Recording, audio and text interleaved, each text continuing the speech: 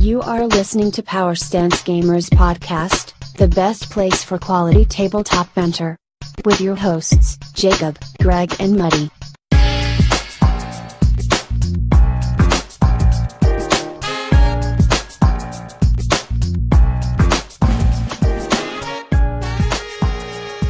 G'day everyone, Jacob Connor here from Power Stance Gaming. With me as usual, my two co-hosts, Mr. Greg Millsop. Hey, listeners. Bit of lag there, Greg. You right? I was too busy looking at Muddy fighting with the sofa trying to get off it. What are you saying? I'm a fat cunt. And Mr. David Muddyman, how are you? Yeah, I'm good. To be perfectly honest, this little holiday we've had has been, well, not a holiday because I've been my busy period at work. So I haven't done too much. I played some 40k, painted some models, played a bit of Rome, Total War. But that's about it, honestly, with the school holidays and everything going on. Looking after the kids going to school, painting Romans, painted some companion cav, things like that, but nothing crazy to get all excited about. Tell us about your game of 40k, though. That was good. That went right down to the wire, too. It did.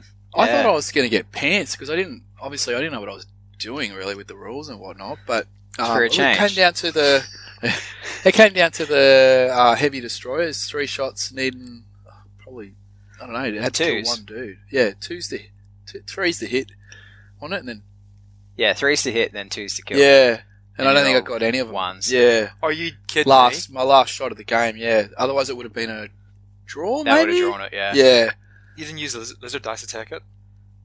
No, I was using Knight's dice. Oh, yeah. They're probably pretty good. Yeah. No, they were fine. I made probably more than I should have. 5+ Some of the armor saves. No, Yeah. the regen saves I wasn't as good at, but the armor saves, I was making quite a few of those, so I wouldn't blame dice. But yeah, it was a good game. Yeah, it was good. I'd play that again. So you're going to read the rules now? Yeah, I'll get to it. The Necron fluff's still good. We're still getting a few things wrong here and there. Yeah, but that's your first go out for me. Yeah. Like you got to expect you're going to get something. And wrong. you just threw models down. You didn't actually write a list. No, I didn't build a list. I just went, look, 20 of these dudes, 20 of these dudes. It's funny, we're playing, and he's like, what's that rule do? Oh, shit, I should have had him with them. Yeah. Kind of thing. I think it was the Cryptex or something. Yeah, to boost the, what do they call it? Reanimation protocols. Yeah. Yeah. All I can think of is "We'll be back." Was that the? Yeah, I was about to say that. Yeah. But the reanimation protocols. So if you put a couple of Cryptex in, say your big units of warriors with that's 20 warriors. It's going from 5s to 4s. Yeah. At that point, and then if you've got a lord with the Resorb, you can do that actually twice in a turn. So yeah, there's some fun to be had there, I think. That really surprised me that the warriors stayed. They just kept. Because in previous editions, you'd kill a Necron, and if he failed his reanimation roll, he was off the table. Yep. But now they just stayed down, and every turn you're rolling for the reanimation. So if you can get those, if you can do that combo, which is probably the easiest thing in the world to have picked up, but obviously I didn't even look at the rules. For a change. That would have been that could have completely swung the game. Yeah, definitely. Completely, because they would have just stuck around. And I have to shout out to my amazing Primaris Marines that kept failing 10+ morale checks and then failing to reroll on 10+. There was that one unit you had in the building on my left flank that just disappeared. Except you have one dude left for nearly the entire game. Yeah. And I was peppering him with my immortals, and he would have copped 100+ shots. And easy. I could not get him. No way. Yeah. Literally, the rest of his unit ran away on that. In one go. Specimens run away on a field 10-10. Well, so you take wounds for every point over the morale check you fail. Oh, wow. That's pretty good, isn't it? Yeah. So, no, you Well, it's lose not good, models. So a bad morale roll, and you've just lost a bunch of models, and that's basically what happened. Yeah. So that was fun. That was good. But it was a good game right to the end. Yeah, it was. Yeah. It was. You need more terrain, though, bud. Yeah, I don't have 40k terrain. That's something I'm going to have to nut out. It was pretty funny when I left you and you had absolutely no idea how to set the table up. No, I was in a bit of a conundrum with that one. Yeah. What? Oh, crap. It's going to look good, but I can't make it look good. I don't have the stuff. Yeah, it didn't look the way I wanted it. I don't know what I'm doing. It didn't look the way I wanted it, so I couldn't do it. And we forgot to introduce Buzz, the cat. G'day, Buzz. How you doing, buddy? Anyway. So, Greg, what have you been up to, mate? So it's been a really good break. I've done some painting for the Slow Grow League, which is still slow growing, still kicking on. Yeah. This is the longest Slow Grow League ever. It's amazing. It's actually big shout out to Rory for doing it. The fact that each game is sort of 2-3 weeks, and to be fair, it's play the games when you can, and if it drifts out to 4 weeks, whatever it might be, then so be it. It just Rory's a realist and understands that we've got lives and we've got families and stuff and missuses and all that sort of carry on, so just whenever you fit the games in whenever you can. So we're just over halfway now. I was literally about to ask you, how long has this thing got to go? Like, what's the I think we're going to play to Christmas. End date? We've got another 4 games to play, I think. Yeah, 4 games to play. Yep. So that'll probably take up to Christmas. It's about 8 months. We start in March, I think. March-ish. Yeah, so pretty close to it. Yeah. But it's been great, though. So I've really enjoyed it. It's been fun because it hasn't been that sort of, every 2 weeks you must get a game and you must get a game. And it's just been like, yeah, whatever. And have you used the opportunity to get some of those models painted that you might not have otherwise? Definitely, yeah. I've got some guys that I would never have painted in a million years that I've got a lick of paint on them now. And again, big shout out to Rory. So the past 2 missions we played, you actually had to paint up a specialist for them, and you got extra points if you did it, and then got more points if they did achieve stuff in the game as well. So you took photographs and all that sort of stuff. So my guys didn't; they died. So that's kind of what happened. There you go. And I had a great game against Sam Lee, so it was awesome. Sam's was a great opponent, and I won, but I have to say the scoreline didn't reflect the game because it was dead. It was so close. It was a really close game. Real, what's the word? Real seesaw. Yep, backwards and forwards. So he's playing Ariadne, the army you like. Yep. But he had Russian dudes in it as well as it was a mixed Ariadne force, not just US forces. Yep. And he had Spetsnaz. Man, they were. Oh, he had 2 Spetsnaz with HMGs. Yeah, good, aren't they? Oh, they're so good. Yeah, just when he had one, I'm like, oh, okay. And then another one popped out. I'm like, oh, no, this is not going to go well at all. But it was a great game. Did that, bit of painting, I said, and played X-Wing with the kids today. So, nice. Fun. Very nice. Oh, Phoenix. plus you had the Comic-Con thing you went to. Oh, yeah, I went to day. Comic-Con. Yeah, that was awesome. Could have spent much longer there. Managed to lose Rocky. Should I say that in podcast? Well, you did. Like, fully, like... Well, no, he said, so you walked in and you turned left, there was a drawing area, so there's they had 2 walls and you could grab pens and pencils and you could draw on it and stuff. And we walked past that first of all, and throughout the whole morning, Rocky kept saying, I want to go back and do it, I want to go back and do it. And anyway, so I said, do you know where it is? And he went, yeah, of course I do, Dad, it's over there by the front entrance. I said, no, but do you really know where it is? And he said, yeah, I know where it is. And he goes, right, if in case you get lost, we'll use the computer game area as our area to regroup, okay? So if you can't find it, whatever, make it back to the computer station area, and I'll see you there. And he's like, yeah, cool. And of course, I had they got mobile phones, so he said, can I have a mobile phone? I went, no, because you'll lose it. Again, another classic move to make. You're supposed to send your kid off into the abyss of thousands of people. So, and of course, whenever they put the little arm tags on them, the dude said, "Oh, you should write your number in case he gets lost." I'm like, "Mate, come on! He's not going to get lost. He's going to be with me the whole time." So how many steps have you skipped here? Yeah. There's a few. Like in hindsight, you sort of look back. There's a few points that I really shouldn't. I could have changed. So anyway, long story short, he goes off, wanders off, disappears into the crowd of thousands, and then I Phoenix and me do some shopping, whatever, and then go time to go and pick Rocky up. Go to the drawing area. Nowhere to be seen. I'm like, this isn't good. This is not good at all. So then I go to the computer game area. Nowhere to be seen. I'm like, oh no. Now your heart's starting to go, right? I can't go home with one kid because Cherokee, she'll pick up on that. She will know. She'll notice, She'll know. Yeah. Anyway, so long story short, I found him. I found him wandering in the crowds, and he goes, where were you, Dad? I was at the computer game thing. I was like, yes, so was I. You're supposed to wait there. Oh, okay, Dad, yeah. I didn't get that bit. Anyway, so, yeah, he was fine. He wasn't But you found him. Yeah, kind of. He wasn't upset. And of course, come home and the eldest tells Mum straight away, and Mum goes, yeah, he always gets lost. No surprise he gets lost. Did Dad give him the phone? No. Ah, what? And then, yeah.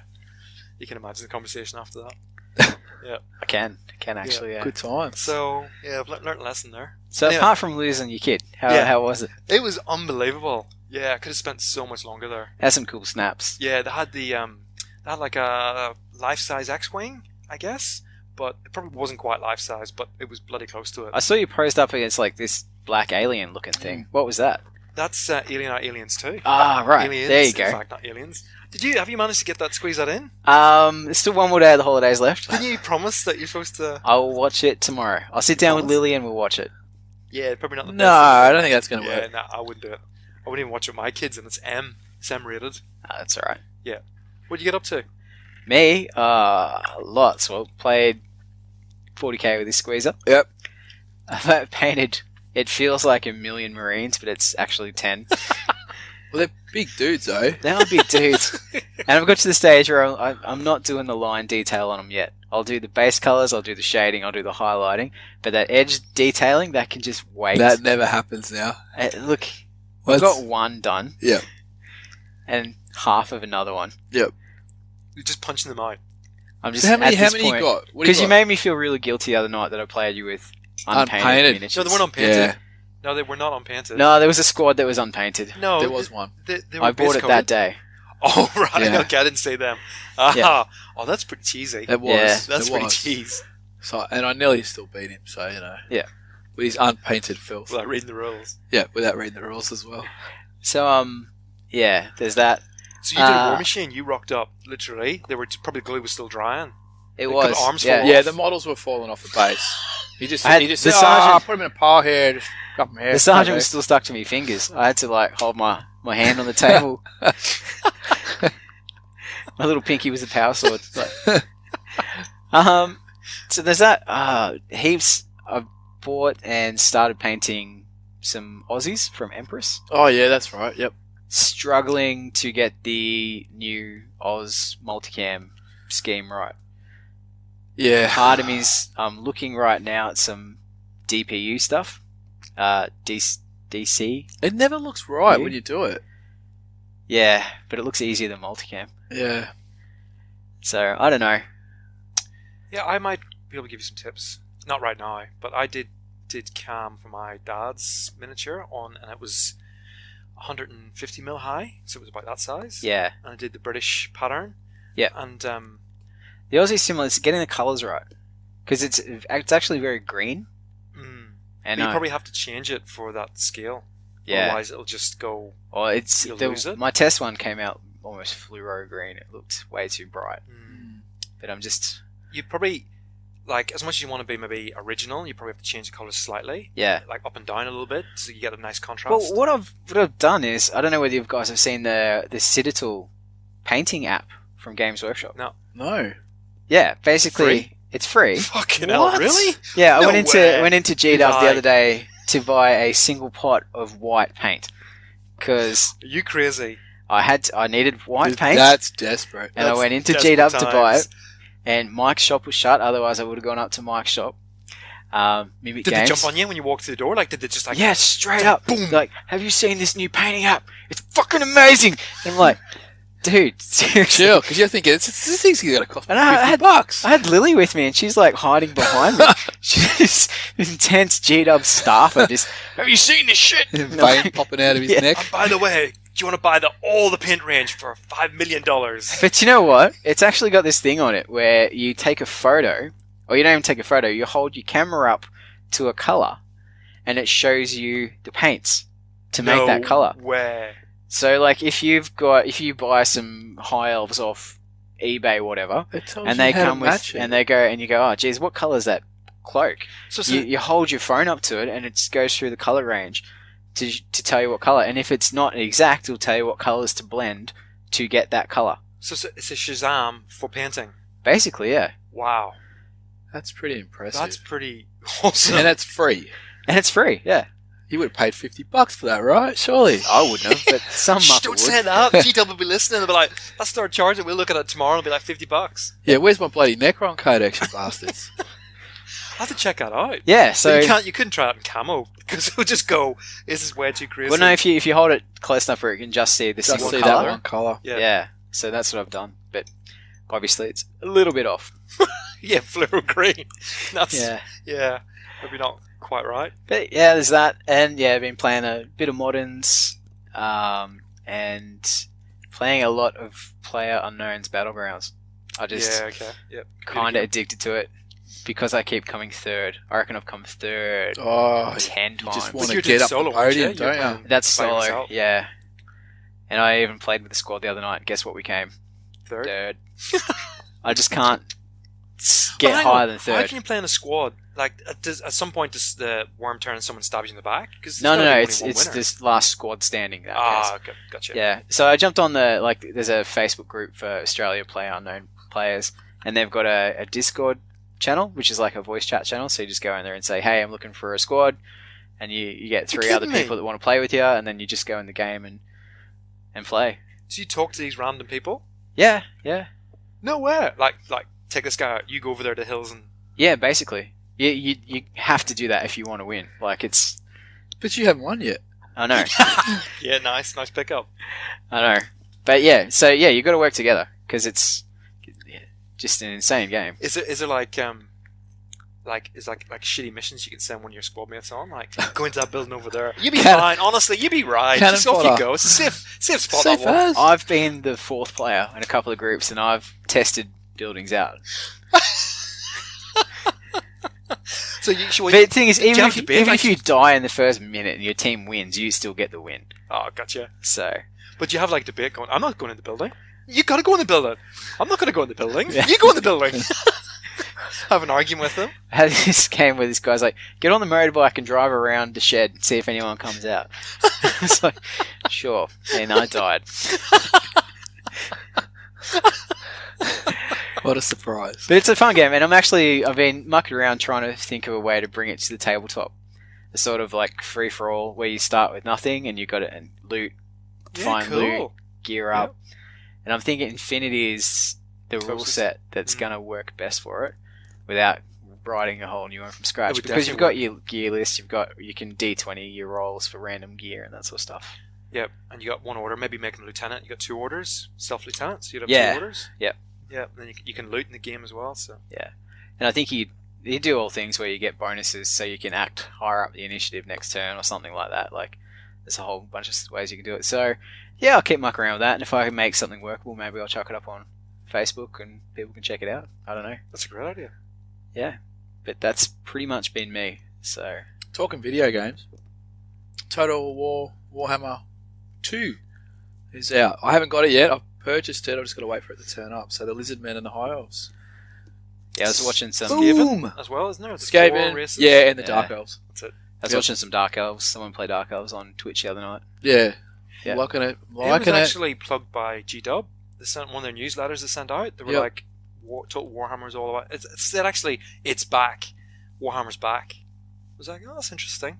Of all the ways you could plug it, they've Well, it never is. I really mean, plugged it before. That's the point. Until they blew up their IP, that game was never going to happen. Hmm. So it's only after they killed Yeah, that's a the fair old call. world, that's when Total War Warhammer came out. Yeah. That's true. So it's a way for them to keep making revenue off a product everyone loves. Hmm. So that's been me, and of course holidays, family time, all the annoying stuff. But we get that out of the way. And Quality time. yeah, Oh, sorry. Yeah, it's quality, isn't it? quality I'm time. supposed to say quality. Oh, one more thing that I have been doing is Ooh. since our live play RPG episode. Bit more. Hey, you got the audio bug, haven't you? No, I've got the RPG bug. Oh, Oh, I it's think I back, is say Yeah, I've been devouring RPG books. And I'm really keen to run one. I don't know whether I want to do Infinity or Malifaux. Oh, geez, Malif would be weird as fuck. That's Man. kind of why I want to do it. He'd be like freaky. It uses cards as well. Oh, does it? Yeah. Of course it does. Of course. So yeah, I'm kind of tossing. I've like half written an Infinity RPG campaign, and I've half written a Malifaux campaign. What do you reckon you'd get more people to do? I don't know. I reckon I could get players for both. Yeah. So Yeah, Mike would do anything at all, wouldn't he? Like, He's an RPG hawk. Yeah, totally. he is. That's why we And love Chad him. would probably do either, I'd imagine. Yeah. Maybe I don't less so Malifaux.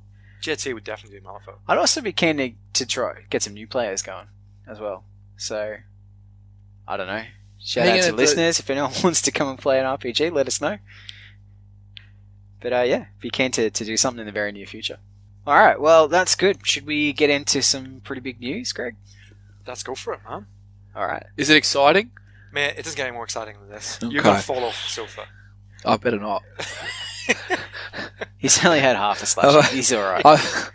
It's all those gingerbread. I don't know how many gingerbread men I've eaten. About 10. I think I put on 2 kilos just sitting here. It's a gingerbread genocide. It's just Oh, yeah. You can't sit back, you know. You kick the cat cat, off. sir. You kick him off. No, passes He doesn't. Both. He doesn't own the house. he does. alright. We've been here before. We've seen you with him. We know who the boss of the house is. Alright, we know you love that stupid crap. No, honestly. No. Alright, so big news. And before we get into gaming news, we've got some PSG news. We are super excited about. Oh, yes, the Hulk. We are pretty super excited about it. And the first thing that we're really excited about is this shift to fortnightly episodes. I know it's awesome. Well, For us, it is. for us, yeah. Not so Had much a- for listeners. Had a couple of PMs, people saying everything alright, you know, there's too much work, and like it's not really that. It's just that we're worried about quality more than anything else, aren't we, lads? We want to make sure we've 100%. got good stuff to talk about and good stuff that for you guys to listen to. I'm just thinking about Bane. What would Bane say to this? That good What Ben. would Bane say? That good Ben face. That good Ben face. What would he say? You don't see Bane's face. For the people. For the people. See, this is the kind of quality we want to bring to you every fortnight. So we're still going to do our usual episodes, studio review episodes, and if we do special stuff, they'll be released on the off weeks. But if not, we might look at doing some videos or something every now and again, just to keep the stuff going. The big thing, though, is that for the listeners, if you've got stuff you want to hear us talk about, let us know. Or review. Or review, yeah, absolutely. Yeah, send us your shit. Yeah. Sounds So free we'll shit. review it. Yeah. I like free shit. Free shit's good. Free shit's good. So that's the first thing. The next thing that we're going to do, and all of us feel a little bit dirty about what we're about to talk about. Do we? Do we? There was no video footage In a that good night. way, though. In a good way. There was In a good no way. This is- video footage of that night. I'm telling you. Yeah. You're full of it. Alright, I know exactly the evening you boys are talking about. That's not what I'm about to bring up. Ooh. Shit. Alright. That stays between you, me, and that wonderful night in Ipswich, alright? Now, With that midget. little person. Short person. Little Little person. Out of proportion person. Should I allowed to say that? No, she was in proportion. That's why we went for it. Oh. You did. I just watched. Edit? Yeah, definitely. Yeah. What? Yeah. What? That one's for the force. No, we all feel a little bit dirty because we want to bring up our Patreon that we are launching this week. So, basically... Yeah, I'm starting to feel dirty. As Yeah. soon as you said that, I'm like, I feel No. dirty.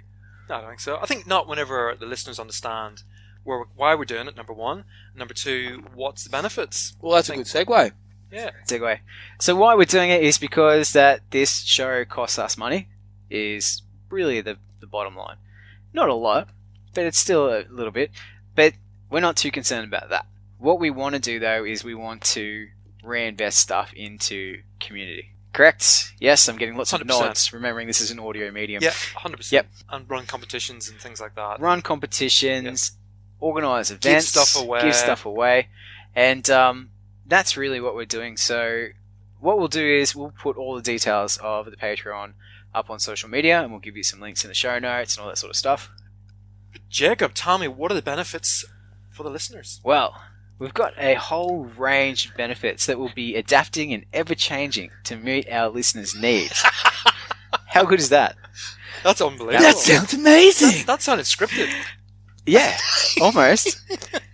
But wait, is there more? There is more. So the first thing we want to do is we are going to have our very first PSG event. What? And that is going to take place on November the 18th. What? Say that again? November the 18th. Morning, noon, or nights? Evening. Wow. Yep. Okay. So it's I'm going to liking be... the sound of this. Tell me more. Wow. This is going to be... It's going to get you really excited, Greg. We're holding it at the Brendale Brewing Company. What? Yep. Not the Brendale Brewing Company? The Brendale Brewing Company. That's awesome. They brew beer. They do brew beer. And they they sell serve it. beer. You gotta be joking. And you know what? It's friggin' awesome beer. It's very nice beer. Okay. We went and did a bit of a test run the other night. Wait up, You wait know, up, You have to. wait up. Cocktails, though. Yeah. they got- Okay, that's cool. I Come got- on down. I saw cruises in the fridge. That's, Oh, yeah, sweet. I'll To go be now. fair, I didn't see anybody drinking. Everyone's Somebody's drinking got to beer. do it. Somebody has to do it. I will Someone's take gonna be the that. girly man. I'll So take what we're the going to do is responsibility. we've hit up Brendale, and they're really keen for us to come down and bring all our mates, and we're just going to have an evening of some drinking some beers, catching up, and some casual gaming. So we're thinking probably some Cards Against Humanity might get a rotation. We found a really nice place where you could shout out pedophile pretty loudly. Yeah. In fact, I didn't shout it out, but No, I did. he was pretty loud. Yeah, I did say it, and nobody turned around and looked at me. Nobody. So that's always a good indication to play that game, I think. I Yeah. don't know if that actually is a good indication. If no one's like Well, just alarm because- bells aren't ringing for someone. just So we in case might- it comes yeah. up in the game. Is that we might have a few more casual games that people can come. And as I said, it's more about a catch up, a meet up, have some games, and do some stuff. We want to give away some stuff, and we want to basically have a bit of fun. So, I heard Greg's virginity. yes, Maybe. Depends on the price. There's always a There's price. always a price, man. There's always a price. So, how do you get involved in this? Well, what you do is you come on down What do you do? to Brendale Brew, and we'll put all the details up on social media. But if you want to get involved and maybe get involved in a few of our giveaways, a few little competitions we might have on the night, then we're going to open that up to people that are backing us on Patreon. And that's going to be our first little Patreon giveaway. What we want to do is every couple of months, every quarter maybe, have a bit of giveaway for the people that back us on Patreon. And that might be things like maybe you get to come on the show as a guest. Maybe you get to review a game with us. Maybe we send some merch your way. Maybe we do... Pretty much we'll have a range of things that we've got going on all the time, really, that we can do to support people. And as we said, the Patreons, it's not for us to get rich, not to make money. It's for... The people. Thank you, Bane. That's all I wanted to get out. So, yeah, as I said... It's also important to note, you don't have to back some Patreon. Just come on down. I was going to say roll some dice, but you're not. You're going to be flicking some cards, I guess, or dealing some cards with Cards of Humanity. Oh, we can have some dice games there. Yeah. What is JT going to throw around the room if we don't have dice? Yes, that's very... Oh, he can throw around cards. Yeah, What's Yeah. that, he can Buzz? do it. He can do it. How much does all of this cost, you say? And of course, you know, partners welcome. It doesn't have to be just you and your Todd. You know, Yep. Bring your missus along. If you haven't the been more to the Brendale merrier. Brewing before, they've got, pool tables and foosball and lots of really good craft beer. PlayStations and stuff or something. You're saying. Xbox. Yeah. Xbox. Yeah. Xbox, PlayStation. So, there's heaps of stuff going on down there. We can, as I said, it's just a casual night. But as I said, if you are supporting us on Patreon, there might be a few little extra incentives for you to get down there. And also with the date, we thought we'd try and get in before the Christmas rush, which is hence why we go for a November date rather than December. Yep. And everyone has work functions on and family functions on and whatnot, so hence why we're going mid-November, get in early. So by the time this comes out, it'll be 6 weeks away. It should be plenty of time to get your leave approved with your missus and figure out how much an Well, bring Uber her ride along. is from And bring some other friends along with them. Brendale to the Valley. Put your keys in the bowl. That's an edit. That's not going in. It's so going That's in. going in. It's going in. It's in. Fucking You're easy. doing the edit this week then. I don't know how to. Well, that's- Convenient. So Alright. he says edit, and he gets edited out. I say edit. Oh no, that's staying in. yeah, but I go too far. True. Speaking of PSG merch, though, you got to keep an eye out. We'll be rocking some pretty sweet PSG shirts very soon, and they may even be available for purchase through our Facebook store. And they're quality, aren't they? Damn straight, they're quality. Of course, they're quality. Well, they come with a free set of steak knives too if you ring in the next 15 minutes. But hang on, do they have them in different sizes? Yeah. Because we're all the same size, the three of us. Well, that's been very generous to me. Thank you. I'm the shortest here, aren't I? I actually ordered a large and you guys got mediums. But... Oh, did we? But, I like them a bit baggy as well. Yep. Hey, one day at CanCon in those shirts, everyone's going to want to party with us. You want to get into gaming news now? Yeah, cool. Have we got a... There you go.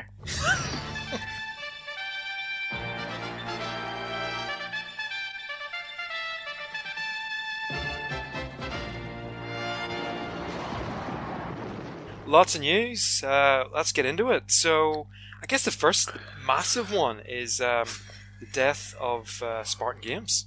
And the rebirth. Like a phoenix rising out of the ashes. Well, it's not quite a rebirth of the Spartan Games. No, but their main line has been taken over by... War Cradle Studios. War Cradle, which it does Wild West Exodus. I watched the video. They did a YouTube video as well after the press release, and it sounds like it's all coming back, and they've already got plans to basically push those titles further. Yeah. So I don't know whether that means they're going to streamline the rules or do anything heavily there, but the miniatures, at least in some format, will be coming back. There's some weird Kickstarter stuff they were talking about, which was a bit weird. I think if people that have backed the Kickstarter, you've got to go through your credit card companies basically to get your money back from that. They can't really cover that because it's a debt with their parent company. Yeah. So they've just purchased essentially the rights to the IP, and the molds, etc. Yeah. Which, look, at the end of the day, that's a win. Yeah. It is a win because it was a bit of a shock to everyone. It was massive when it came out. Like the news broke for us Saturday morning. Yeah. Like, no way. Like, it's actually inspired the main topic of this segment, of this episode. Really. Yeah, it's Spartan Games. All their games are the sort of games. I don't know if this is true for a lot of people out there, but I always found it was one of those games that I always wanted to get to. If that kind of makes sense, it was always on the peripheral. It was always on the edge. Just on the back burner. Like you got the credit card out, and then something else comes along, and you buy it instead. It was just always there, and when it got took away, you're like, oh crap. To be fair, Spartan rules probably don't I find them very difficult to go through. Yep. I'm assuming if someone sat there and showed you the game, the impression I got is that if someone sits there and shows you the game, it's actually can be quite straightforward. But getting through their rule books, which I'm not a big fan of, as you guys know, going through reading all the rules, but their rule books are just very hard to read. 100%. The Halo stuff still is a real slog. Yeah. Interestingly, just for the show, I jumped on to the Halo Ground Command Facebook page, and it looks like nobody's picked up the rights for the Halo stuff. I think it's too expensive. They're looking. The Halo Facebook group are looking just to run it themselves. So fan-based, game-based. So you're talking a Ninth Age. Yeah, or Epic, the old Epic, GW Epic, and they've actually got molds printed of new molds already. They've got walkers printed for the UNSC stuff. So they're already getting stuff done, like new miniatures coming out. So they might get some better rules. That's really interesting, though, operating like that without a license for the IP.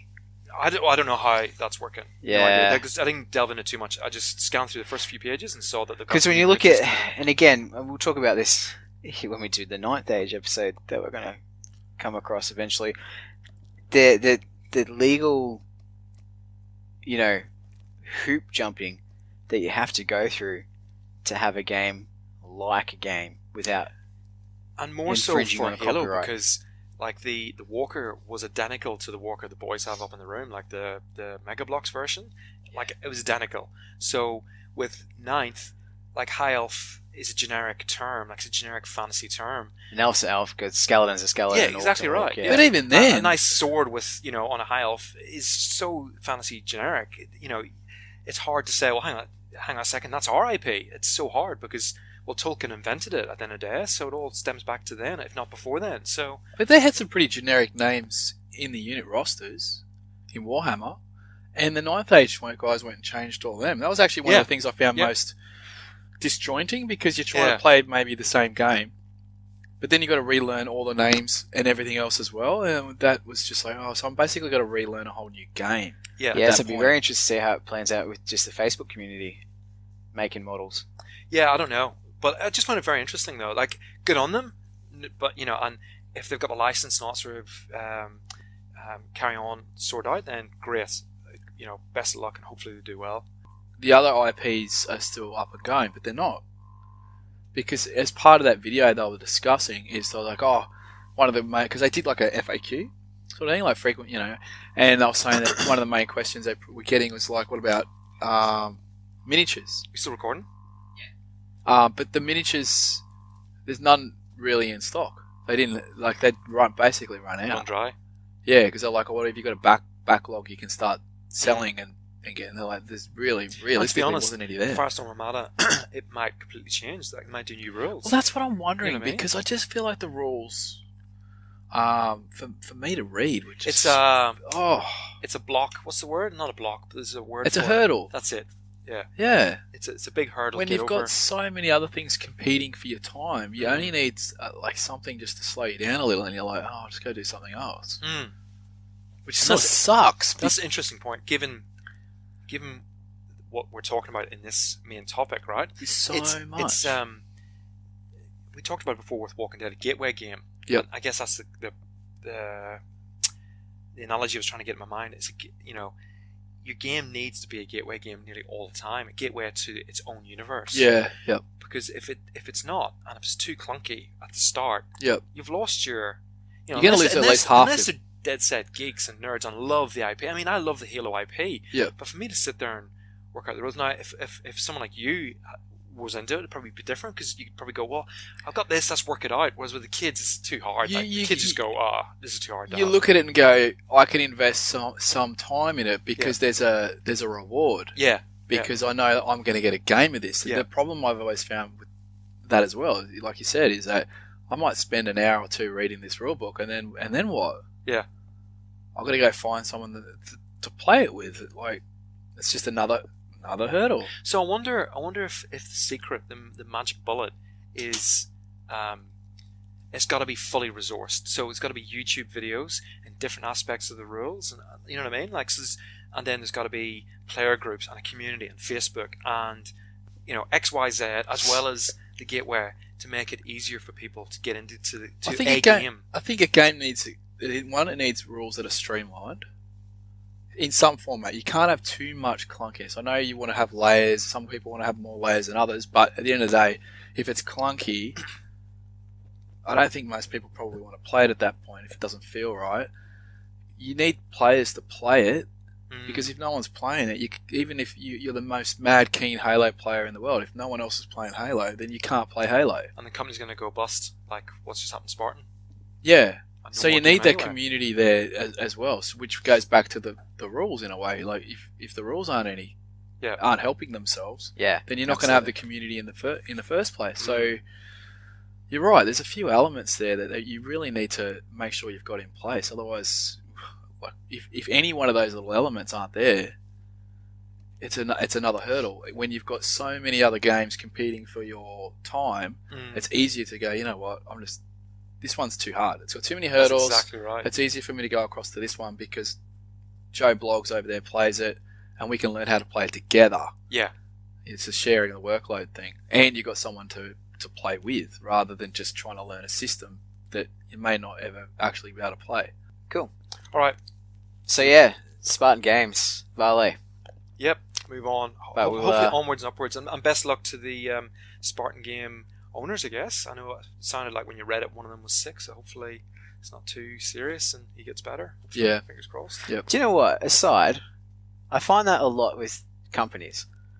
That I'll be looking at a company for miniatures and I say, oh, there's a delay on this because blah blah blah is ill, or the Infinity RPG rulebook had delays because people were sick. It's like, is it thing with gamers and rules developers, okay, or is it just something in the general public? Stress related. No, well, okay, no, hang on. But if you put this back, if these companies are one-man bands or even two-man bands, Yeah. 50% of your workforce can't work for whatever reason, it's not the sort of industry where you can get a consultant in or you can get somebody in that'll go, hey, guess what? Could you look after this and do it? Because a lot of that knowledge will be up in this dude's brain. Yeah, you true. You just can't hand that over in 5-minute handover, and maybe he might be the sculptor, in which case the Look, sculptors... I'm not being critical or anything like that. I'm just saying it seems to happen a lot. Just saying there's a trend. Where I probably Yeah, okay. can think of 5 or 6, and I don't want to call out individual companies, I just call it Modifius, and I'm sorry about that. But, that where things have been delayed or things have... because someone's got sick. But then I suppose Or there's been an illness. it's that type, Or... I guess the point I'm making is it's that type of industry. It's not like teacher where you can ring in and go, hey, I'm sick, and somebody can just come in for the day even, or whatever it might be. Or Yeah. guess what, you got the national curriculum, and then just pick it up and run with it. I'm a consultant that can just, somebody in with the same skill set, I can get hit by a bus tomorrow and somebody else can do my job. It's not a big deal. But somebody who's got all that knowledge in their brain, and all of a sudden they get sick and they can't make it to the desk to do emails, whatever, then nothing you can do about it. You can't get somebody else in to... It almost sounds like people that write rules should get paid more then. Kings of War. So Kings of War have released... Latest Kickstarter. No? No. Oh, that was a joke! Boom. Nice one. Achoo. Oh, that's I nice. see what you did there. I'm on fire. Hey, Oh, Buzz, okay. did you hear that joke? Basically, the Kings of War. They're trying to bring out basically bigger kids. Big monsters. Yeah, the undead. How do you pronounce that? Worm. Yeah, undead worm. And it is a big ass. They're big. sluggy And thing. the dwarfen behemoth from Yeah. memory. The behemoth's cool. I'll dig it. I thought it was okay. Jacob's very reserved on that one. I'm not a fan of the look of it. Yeah, I'm just okay. going to say that. Yeah, All okay. right. It is It's- supposed to be a big Yeah. construct. Construct. Yeah, I know. okay. It's different to my idea of dwarves. Yep. The Mantic dwarves are different from GW Yeah. dwarves. Yep. Same as their elves. Same as their elves. I don't like their elves.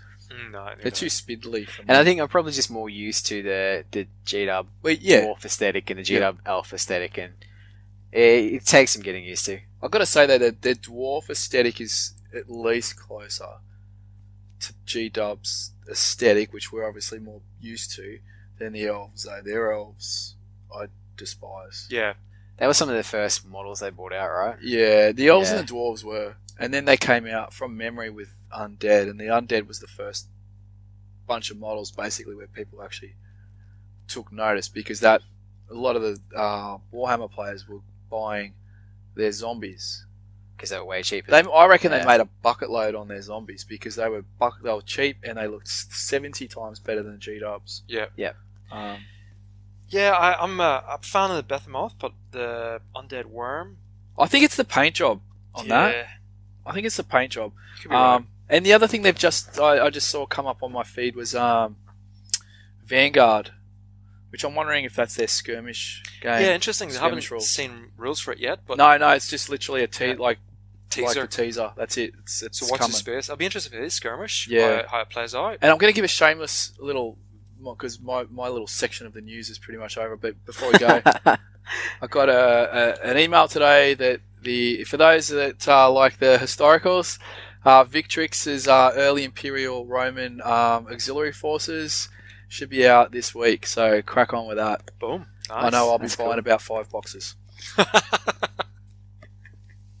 They should be sending you stuff, man. You're the only person I hear promoting They historical did. gaming in They Australia actually right did.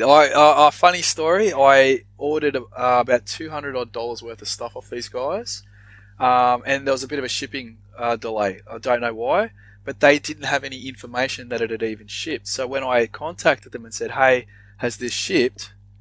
They looked at it and went, "Oh no, it hasn't shipped."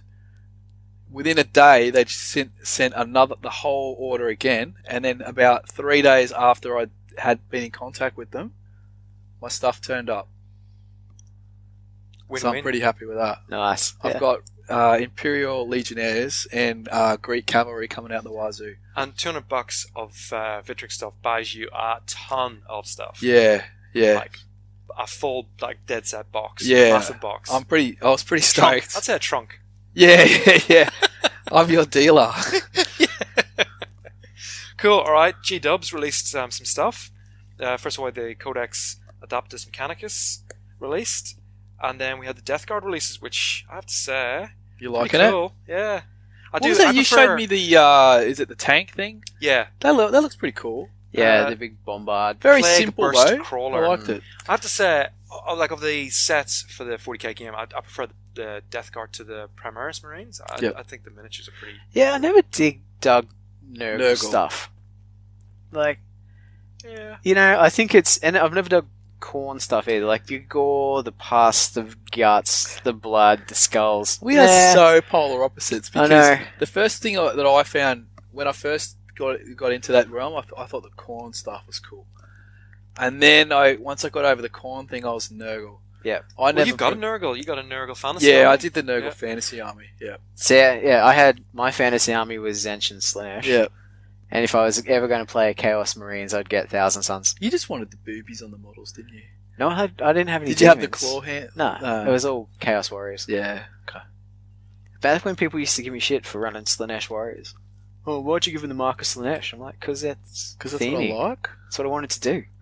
Well, Khorne's so much better. I'm like, yeah. Yep. So anyway, with Your Nurgle, mum gives better head than your dad, but I still...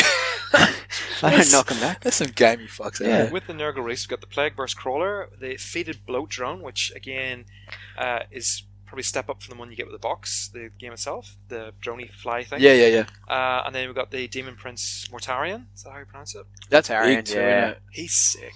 I do like him. He's got like the rotten wings, like fly type wings.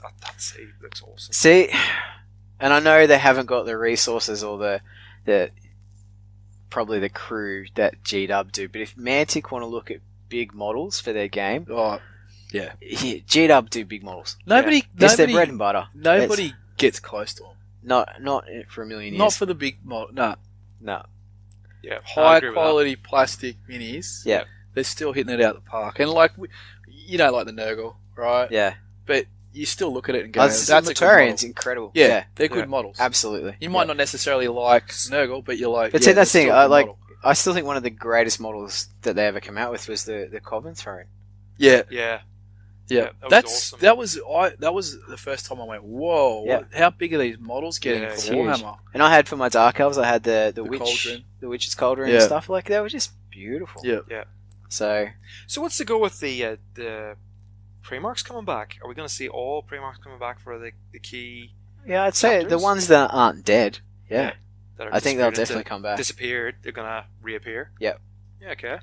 So we've only got a few that are actually dead. But fairly certain we'll see most of them come back in one way or another. We have Forge World. They've released some Legion Custode stuff. New Aquilian Terminators and the Orion Dropship, which is sick. Yeah, they look pretty cool. That Orion Dropship apparently is better than the Thunderhawk gunship. I wonder, there's nothing that shows the scale of it, so it's hard to see it in an image and go, I have no idea how big it is in relation to a miniature at all. But the Thunderhawk gunship's massive. Who were the guys? The Legion Custodes. Yeah, I wasn't happy with them. There's just no movement in those models at all. They looked a bit static. They looked very static. Yeah. That's the classic Space Marine models. I just felt like I just feel like if they had maybe a rock to jump off, it would have tactical rock makes everything. Yeah, that's a good segue because we also have the Infinity October releases. Oh my god! Yeah, the Blackjack. Yep, all about the Blackjack. It is, and I've been meaning to hit up our old mate from Emerald Hobbies and say sling this one, Justin. But I kind of also want to wait till I get enough for free shipping. Because I'm a tight bastard. Is he a pirate? No, he's the guy in the big exosuit. Oh, the one that we did last time. Yeah. Oh, right. So we've got the Blackjack. We've got Blackjack. It sounds like a pirate. Yeah, it does. Yeah. We've got the Taskmaster. Arr! Butt pirate. Which looks cool. fine quality metal miniatures. Taskmasters. That's another. I could get Taskmasters as well for my backing in Nomads, but I don't really want to spend any more money on the Nomads. Yeah, they are awesome. And then you got Andromeda, who I think looks awesome with her Guardian Pussycat type thing. Yeah, it's just she's a little model for a big base. Yeah, that's the criticism that's copping at the moment. Yeah. Then we've got the combined HVT with an unpronounceable. I'm not even going to try and pronounce it. The name, And we've got Cregidor's jurisdictional command 300-point army pack. Yeah, that's a cool pack. That is bloody awesome. Yeah, it's a awesome. good mix of stuff in there.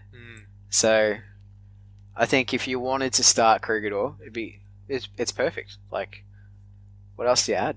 Yeah, exactly right. And then we've got the Crusader Brethren, who I have to say, I actually prefer the old one. Really? Posed, yeah. I don't like.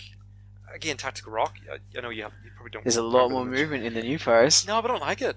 I don't like it at all. It's just too much movement now. Too much movement. They've gone too far. That's it. They've crossed the threshold. Yeah. They've pushed the envelope. It's just too windy a day. That's just too much wind. He's a jump pack dude. He's got wings. Oh, what? He's literally flying into battle. Has he got his hair in the breeze, like flat? You know what it Fabio? is? You know what annoys me? This sounds really petty. You know what annoys me? Like, this is. No, say it though. Right? Yeah. It's the fact that we like petty here. when he's landing, right? But it's okay. So the Tactical Rock he's landing on is at an angle. Okay, so he's coming in and his foot is gonna hit this angled piece of whatever. That just screams broken ankle to me. Like, you're gonna smash your ankle up in the landing before you get into battle. Well, yeah, I wouldn't land on a rock. That'd be the first thing I would try and avoid. You're gonna smash your ankle up, and I think for somebody in the far future, not 200 years in the future, you're gonna be a bit smarter than that. If I was skydiving and the instructor said aim for that rock, I'd be like, nah. Is that an angle? That's gonna wreck your ankle. And that's the thing, like, that model on that pose, and we'll put this up on Facebook so you can argue about it, listeners, does not need a tactical rock. No, it doesn't. It doesn't need it. It does not need it at all. It does not need a tactical rock. It helps with his angle, though. Hey? It helps with his angle that he's on. It's gonna end up with a broken. I know that, but it's ankle. helping to put him on that angle that he's coming down in. No, Yeah. But then He doesn't need to be. It He doesn't need to be. Yeah.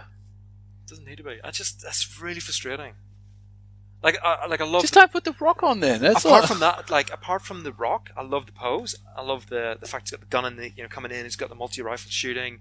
He's gonna blow some fool's head off. Love it. Have you guys got any models where they're like actually airborne? Like no, they don't do. Nah. So they're always that. fixed to the ground by some point. Ah, okay. Like, I've got a Yan from the limited edition Yan that came, and he is like toe on a rock, like he's on point on the rock. So like, they don't like the idea of the flight stand type scenario or not. anything like that. But to be honest, for him, I'd do it because I think it suits it. It actually suits that image of him coming down. Yeah. It'd be interesting to and try that's that. the thing with silhouettes. Yeah. You know, like you can just. It only needs to be a couple of mil off the base with a little clear plastic rod. Yeah. And you've got a silhouette there anyway, so you know he's always going to be silhouette too. Definitely, yeah. Eh. Works. Yeah, so it's a bit. Anyway, You should do it. Let him know. Also, What's his name again? Carlos. Carlos? Yeah. I could Sanchez. That. Stop it. So, and Arstia, Jesus. confirmed. He's going to get us in trouble. It was confirmed that Beer's Arstia kicking will in. have metal models. There'll be a metal model edition released. Yeah, I want to get Muddy's opinion on this. Ooh, metal hate it. So they've released an Aristea. Aristea, Okay. this is the board game. This is the board game. Yeah. Plastic stuff. But they're also doing a limited edition or special edition with metal copies of the plastic models. And you know what? It's all of... There has been a bit of conversation where people going, I wasn't going to buy it, but now I will. Really? Metal models. Because it's got metal models. Yeah. Oh. But they'll want to use them in their collections, so they'll get the metal miniatures to use them as mercs within their collections. I don't see the I imagine. I don't get it. Personally, I have to say, it's the first time that the term limited isn't going to grab me, and I won't go out and buy the limited edition because of the metal models. I'll buy the normal board game because I want the board game. I'm buying it for the board game, not for the models. Yes, the models are cool, but I actually want to play the game. I'd want to play the game before I bought the game. And I'm not You're not sold buying on it for the models. Oh, okay. It's just another arena combat game. But Yeah. for the kids, Are the rules up? No, but there's been a lot of videos where it So explains. they haven't done like what most companies seem to be doing, where they put the rules up, They explain the mechanics, individual mechanics, with each of the videos. but not the rules. But not download the rules yet. Yeah. No, not down the road. They will. They will. Okay. They'll put the rules up when the game's released. I'm sure of it. Yep. But yeah, I don't know. It's a hard one because, like you said, you want to kind of, in this day and age, it's almost like you kind of want to see it before you purchase it. Yeah.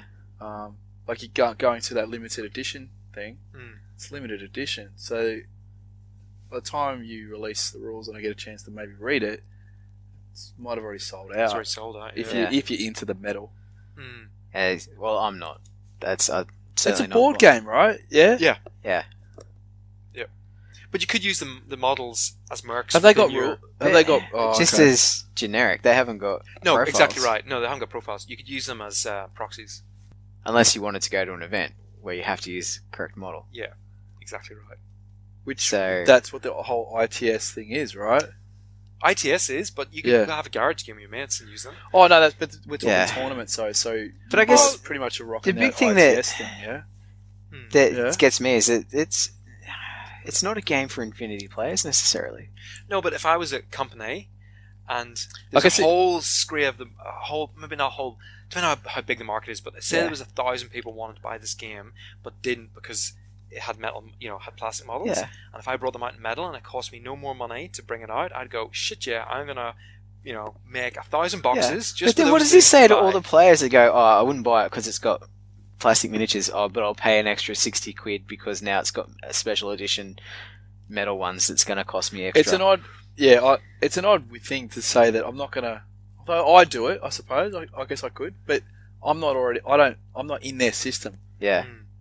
So it is slightly different, but I guess that's Corvus trying to have their cake and eat it too. It is totally, absolutely. Yeah. But that's a quick money grab though. That'd to be be honest, like G-Dub doing totally. Any other- the one-off sale of whatever board game they want to bring up. And to be honest, anything Necromunda. normally It's the you next stick one, limited right? in front of it, and I'm on it like a friggin' you wouldn't believe. Yeah, that's Anytime odd that you you're put not, limited, and it's this metal is the first too. time I'm not. So it's got just go, two big sell points for you. Yeah. It's metal and it's done by- limited edition, Yeah. and you're saying, Yeah, skip it. Mm. But you're not going to paint them either, are you? I probably wouldn't paint the metal ones. That's the thing. They'll just sit in that thing and just. No, but like you're going to treat it as the a plastic board ones? game, Yeah, definitely not. No, it'll be like Zombie Side. I'll leave them unpainted. Yeah, like your hero quests. Yeah, and all that sort of definitely. stuff. Yeah, Yep, cool. I think it sort of devalues it. Really, Yeah. I don't like it. Also, we have the ITS Season 9 that's coming out. Well, is out actually. It's just Season 9. Yeah, it's the new ITS league. So does that just bring in new rules for the new tournament? Yeah. completely. Season? It totally basically? changed. Another bunch of rules. It's totally changed, man. You're not liking It's it? So different. There's a bit of a shift in the air. I'm like, It's not a shift. It's just I'm like, okay, so you've had enough. I feel like More of the same. the change, and I get why they're doing it. They're doing it Try to because keep it fresh. keeps it fresh, drives miniature sales, all that sort of stuff. But I feel like some of the stuff that they're doing is just for the sake of doing stuff. Yeah. I don't see how much it adds to the game, other than we're gonna change this thing. Does it change any of the, like you guys were talking in previous episodes where, So the missions are pretty different, essentially. are you saying that the spam type builds, etc., Oh no, are that's being phased out still, in this system? The or- meta's still there. Yeah. Oh, They- okay, they've, okay. They've brought in ways to address it. So everyone's going to have to, in some way, probably change their list to be more effective in the new system. Yeah, if you're gonna Season, be writing pointy end lists, then yeah. But totally. the same sort of way to be. My sort of lists do a haven't bit of- changed. Yeah, okay. Yeah, But they brought yours- in ways. You're like, not stressed about it. No, Besides, you get JT to do your lists anyway. basically, so, yeah. yeah. But Shout they've out. seen. They've also done things like, so if you've got a 10 order list, you can't strip them of 2 orders. Now that doesn't mean a lot to you, Muddy. I know you're looking confused, but I think that's a good thing. Like to recognise the fact that That's a common sense it's thing, though. It is, but it's handicapped in a 10 order list. Yeah, see, but that stuff's a rule change addressing something that needs fixing. Yeah, feedback. from and the I'm players. cool with that sort of stuff. But all like the data tracker stuff, and it's just we won't go into it for Muddy's sake. But I don't know. look, you got a lot of Infinity You must people be that probably like, listen from to what it. I've been, listen to all the podcasts. From what I've heard, Fidesz are the way to go, man. Like assassins are going to be the Yeah, of course, because the sector. you can basically this new rule that's come in. There's a unit in the game that's like perfectly designed to be this thing, almost to the point of it's unbalanced. Yeah, I'd agree with that. So So there's If one I- model that basically fits the criteria for this, and this, and it's perfect for this job. And if you take it, then good on you. You're gonna be significantly ahead of your opponent. if we had our G-Dub hat on right now, Greg Star over here would be saying that's to drive sales because these miniatures haven't been selling. But they would sell anyway because they're still cool models and they've got a cool fluff and they're still Yeah, the other thing hard. they've done, which is interesting, is they've changed tags to be better. Yeah. Oh, have they? I thought they already were good. They're even better now. Yeah, even better. Huh? Because you guys always going on about the 2 tag list or something. Yeah. Yeah. Power games, man. Yeah. Filth. And that list What got a way even to better. go. That So they made a filthy list get better. Yep. With the changes. Yeah, basically. Okay. Hmm. Well, have fun with that. Interestingly enough, I'm not bashing Corvus too much. Oh, you anymore. two are both fanboys, so people are not going to get that mixed up. You know, Yeah. with your comments. They're not going to see it as a negative thing. It's just a comment. Like, Well, I'm a little bit negative on it. oh yeah? Yeah. I think it's interesting. But you're a fanboy still, so it's mixed it not up. like... I'm a fan. I like King's War, but I can fanboy. say the paint job on that Undead Whim's not great. Yeah. And, yeah, the Steel Behemoth, take it or leave it. I love everything Corvus Belli do. See, I'm not like that. I said, Yeah. I was I'll like, take mine instead, their so elves it's, suck. They're Fondling dwarves. the balls of The Corvus dwarves, Belli. yeah, kind of average. They're not, oh matey over here, like, they can do no negatives. wrong. There's no negative. They do no wrong. They can do no wrong. I'll suck your cock. I forgot what I was going to say now. I had a really important point. All right, we'll crack on with the news. Fantasy Flight Games, they brought out, or they've released details of their new booster packs. Wave 13, yeah? Yeah, new Resistance Bomber and the Imperial Silencer. I have to say, I love the look of the bomber. Do you know the first glimpse of the bomber I got was the Lego release? Oh, yeah? Lego are bringing out the Resistance Bomber, and it's cool. Yeah, I saw it and I was just like drooling. Whenever we went to shops with the boys, like, Dad, you gotta go to Big W. I'm like, why? They got the new Lego out. No way! Let's go right away! Greg's running down Oh the shit, corridor. where's my kids again? Not impressed with the AT-AT though, or whatever it's called, the new AT. Oh, because of the stupid front big paw fat things? feet, yeah. Yeah. I was just like, what? Why have you just Change rented for such a change sake. silhouette, man? But the bombers, the new Imperial bombers, not Imperial, sorry. Resistance. Resistance. Oh, looks sick. So that's cool. It's coming out for X-Wing. Pretty impressed with that. Yeah. So, finally, what else we got? Fuck, do you know how many pieces will that be in? Yeah, lots. Oh, fuck. Just It'd be like a Lego kit. yeah. While we're on news, talk about Spectre. A bunch of new releases from Oh, there Spectre you go. over the past month. There's some pretty cool stuff.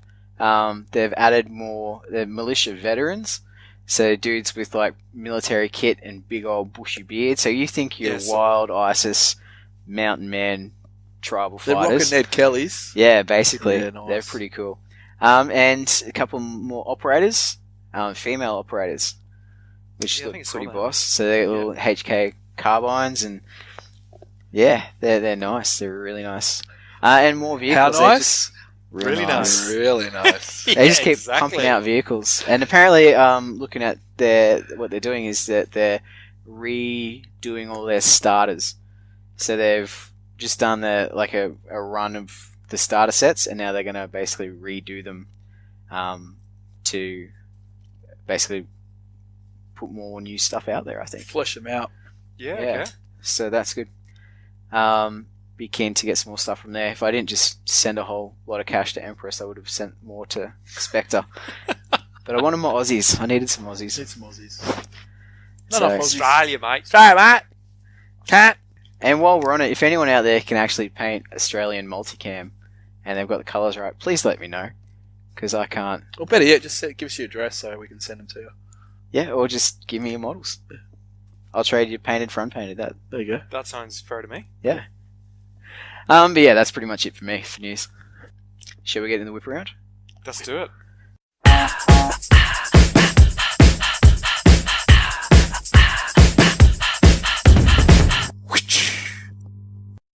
We might get an actual whip sound. Yeah. Right, today's question is an interesting one. It kind of relates to the main topic that we're going to get to in a minute. Okay. Alright, so the main topic we're going to talk about tonight is, and you already know this, listeners, if you've seen the title, it's a Golden Age of Gaming, question mark. Question mark. Question mark. So, the whip around question is, just a little warm up before we get into that, is what do you think makes a golden age? Ooh. That's some deep material. That's hardcore, that. Okay, I can kick this one off. Oh, wow. Yeah, because I think rather than sort of faff about the start of the main topic, we'll just go, what's our criteria for a golden age right now? I think when you're excited each month, each week or each month, whatever game you're following, and they're releasing stuff depending on what the release schedule is, and you're super excited to get it. Like, you can't wait. You know, it's like, you can't wait to switch on the internet. You can't wait to check your phone and see the Facebook updates. Or you can't wait to get that email burst through and it lands in your inbox, and you open it up and you're like, oh cool, it's this or it's that or whatever it might be. Or maybe there's a little bit of disappointment. You know, maybe a little bit of a letdown. Like, you go, oh, hang on a second. You know, I thought I was going to get this and I don't get anything this month, so I've got to wait next month. And next month comes along, you're like, oh, come on. You're like super excited. So I think that is probably for me a golden age, like the inference of what a golden age is. But is that something that you think happens earlier on in your gaming sort of in your earlier years because it's all new and exciting? And I think as you get older, do you get a little bit more is it jaded or just sort of used to things? Well, okay, and so it loses a little bit of that excitement and buzz and shine. Case in point, Infinity releases. I love each month when the comes up, cool. And it's like it's whatever date. I think it might be the 20th or it's kind of like 2/3 way into the month. The releasing for the following month. I can't wait. But are you as excited about that as, let's say, you were when you were in your teens? Definitely. With so many different games going on. That's where White Dwarf coming out every month. What's coming out? Oh, quick! We're gonna get the White Dwarf and look through. You know. Definitely. I'd say so. Yeah. Okay. Yep. Wow. You are a fanboy, aren't you? He is, isn't he? Oh my goodness. Like, we've just been here quite casually, but he is actually a fanboy. The real deal. Yeah, super excited. Yeah, like seeing the good for you. Yeah, thanks, man. I'm not being critical here. Yeah, no, cheers, buddy. He's actually pissing me off with his super excitement. Look, if you can't love something, what a jerk! I'm sitting here with my cranky pants on. Do you want to chuck in now, or I'm over what's the golden age? The golden age was where, in my mind, was probably when we were all playing the one system. I feel like with the death of the Warhammer, basically, there's too many systems, and everything's fractured. Catch you there. It's not when was the golden age; it's what makes a golden age. Oh well, I would say when the golden age to me is when everyone's is excited over similar things. Because it's very hard, I suppose, to get super excited about things unless other people are sort of excited about it with you. Right. Okay. So you're saying it's a community thing rather than an individual thing? Yeah. I think at the moment, like, I'm just comparing it to previous to now, I feel like everyone's a lot more fractured now. I don't think there's as much excitement. Actually, I think there's a lot more people are negative about the gaming too, because they're so used to maybe getting certain levels of quality, they almost expect things, or they own the game.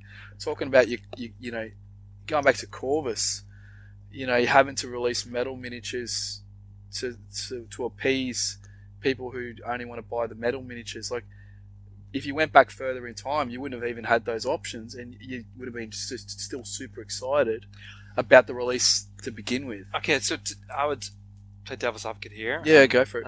And somebody in our group always raises this whenever there's negative stuff on the forums and that, or not forums on Facebook, and it's always the people who, you know, who shout loudest always get heard. So there's a lot of, you know, the negative people come out and say, oh no, I'm not gonna buy that, but, you know, maybe the people that are prepared to buy it don't put their hand up and go, well, I'm, like, for example, I never said on Facebook, oh yeah, I'll buy that because I'm gonna buy it. So I don't feel the need that I've got to shout it out. There's certain elements within Facebook communities that the negatives seem to come across more so than what the positives do.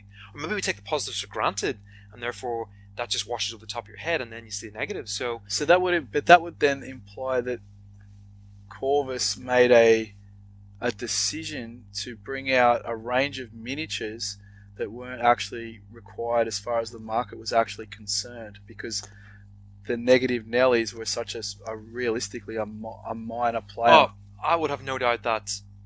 I have no idea what. And Corvus I'm not just Belli, bringing up Corvus. I'm bringing. This is for a lot of things. I've got no idea what Corvus Belli's mind would have mindset is, but what I do know, from a production point of view, this would have been planned from dead on. Like, you wouldn't have gone in and gone, that's just produce plastic miniatures. It would have gone like a 2-stage process, and that's release a limited edition box. It would have had that all planned out. That wouldn't have just happened because I saw some, oh, hang on a second, we've got a bit of negative feedback on Facebook.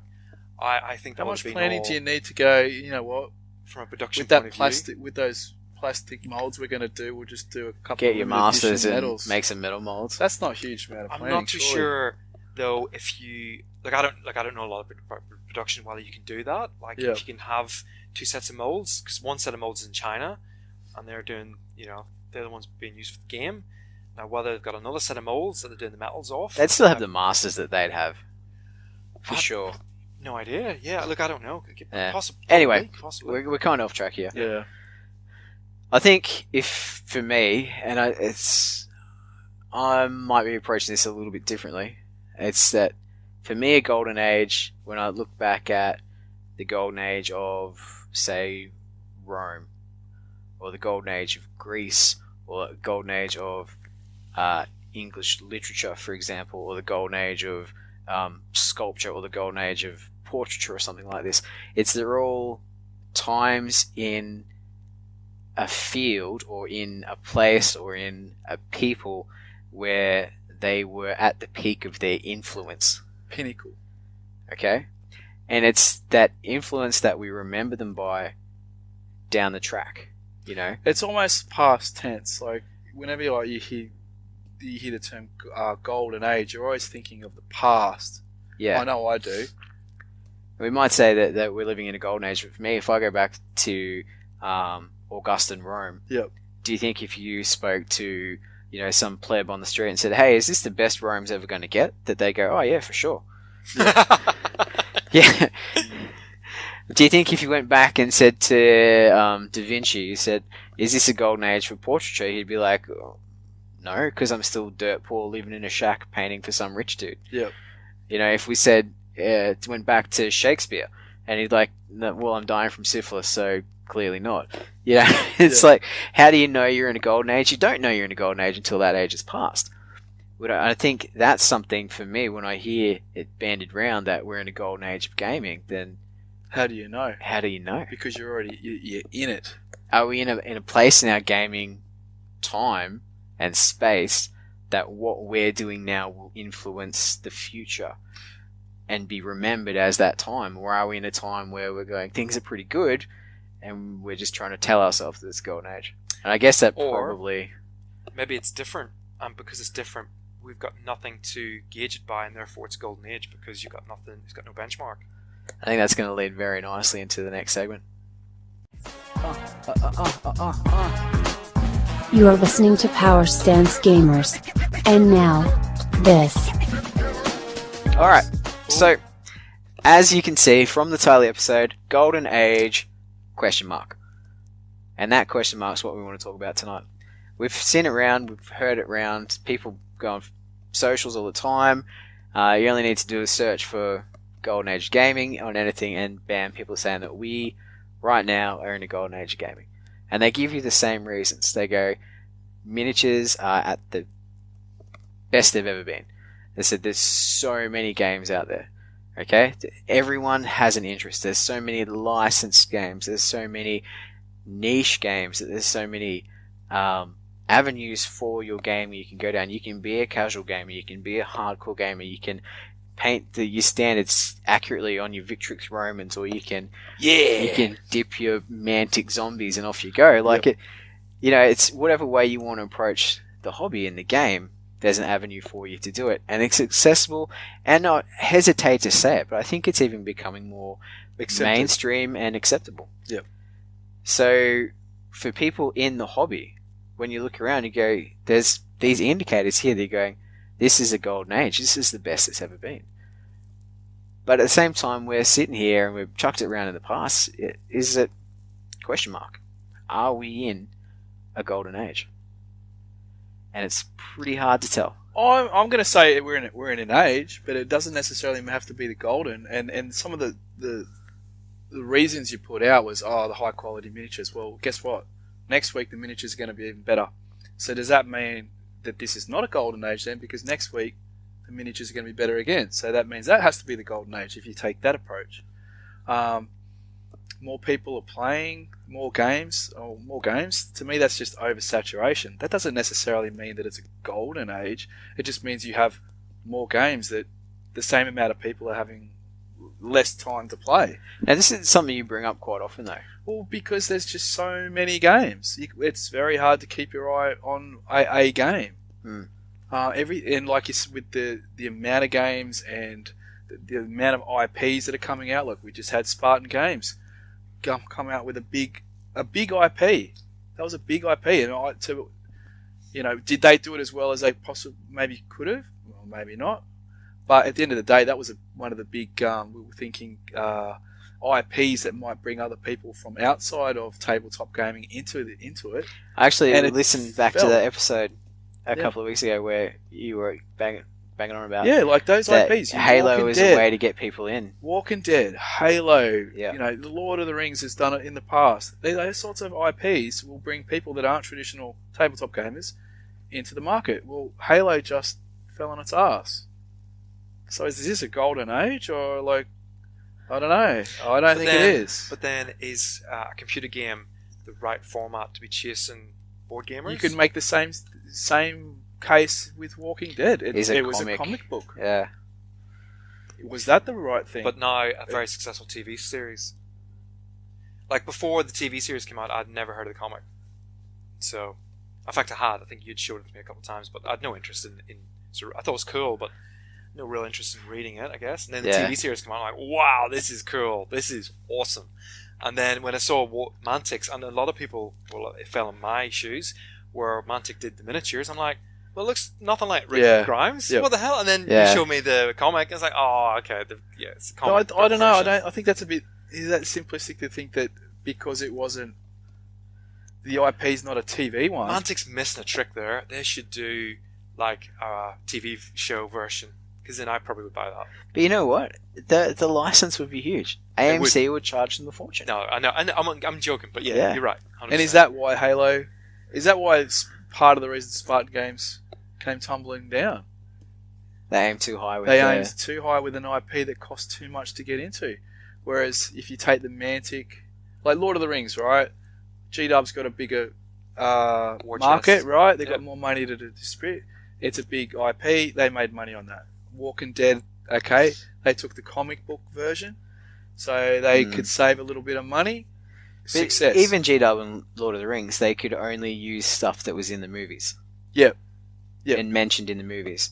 That's why they had to... Well, Star Wars. You guys had the debate about the whole X-Wing thing, right?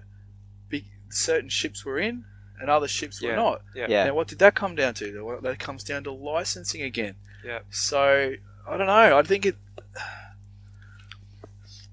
You sit here sometimes and you think, our gaming lives were simpler when all we played was Fantasy and Blood Bowl. Yep. When that was the rotation. I was more... you were excited too. Like, the new release would be coming out. You'd be watching the YouTube... Here is the pinnacle. The day Agrax Earthshade was released. You reckon? Yeah, that is the point where that's the pinnacle of Wargaming Empire. Yep, that is the Augustan era. Yeah. Yep. You think? Agrax Earthshade was a game changer for gaming. Interesting. Yeah. Okay. Devil and Mud, you mean? Yeah, Devil and Mud. They rechanged the name, though, right? Yeah. I find it interesting that you think about that miniatures. I've still got miniatures there that are from the 90s. I've got the Terminators there that were brought out in the early, 1991 or whatever it might be. And I've taken them out and looked at them compared to the sort of fairly, not like I've gone down to G-Dub shop and bought miniatures as of today. But they're a couple of years ago. Yeah. And there's not a dramatic shift in them now. Okay, I'm not having to go at Space Marines here or whatever. What I'm saying is, I think miniature production and design has taken a big step forward in the past 4 years, probably thereabouts ish. Significantly so, I would say. How far more has it got to go?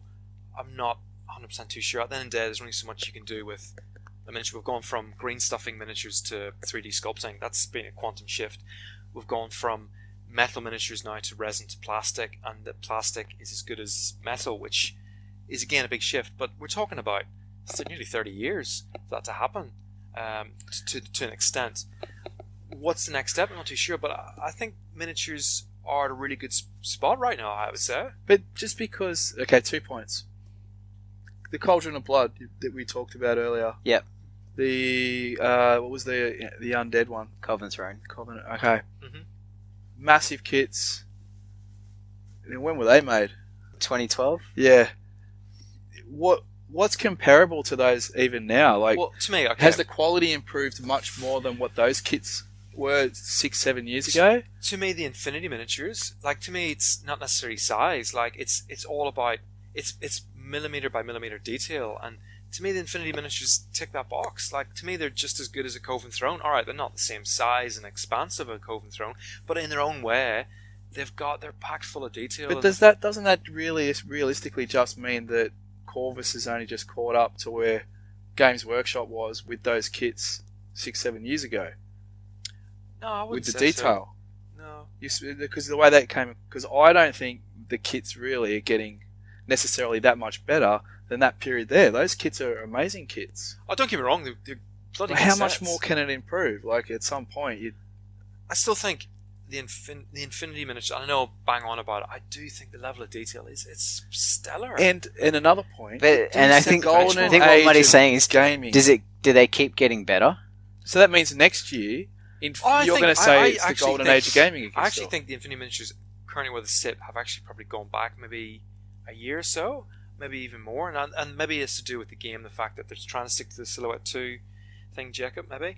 But I actually think the dynamism, is how you pronounce it? Dynamism. Yeah. Dynamism. They've actually... They're relying on the rocks too much. Yeah, and not only that, but I think the poses, like 18 months ago, 2 years ago, you had the Reverend Moderators, is that it? I think the lady kneeling down with the shotgun. Yeah. That was sick. Like, that miniature is awesome. And they haven't really, to me, that they were on a really good platform of going higher and higher and higher and better and better and better. And then they kind of, it seems to me they kind of stopped. And they kind of like, the posing's gone a bit, I don't know, average, I would say. There's not that same level of coolness anymore. But don't get me wrong, I still think they're wicked minis. But there's it's golden age of gaming, not the golden age of the Infinity model. So models are always going to get slightly better or slightly worse. But does that imply that it's the golden age of gaming? You're judging the quality of a miniature, but as golden age of gaming. One of your points was, miniature. You said when we introduced this topic, miniatures. Were they going to get any better? My answer to that is I think they do. Oh no, that's why I'm saying it's kind of not. That's got nothing to do with golden age of gaming.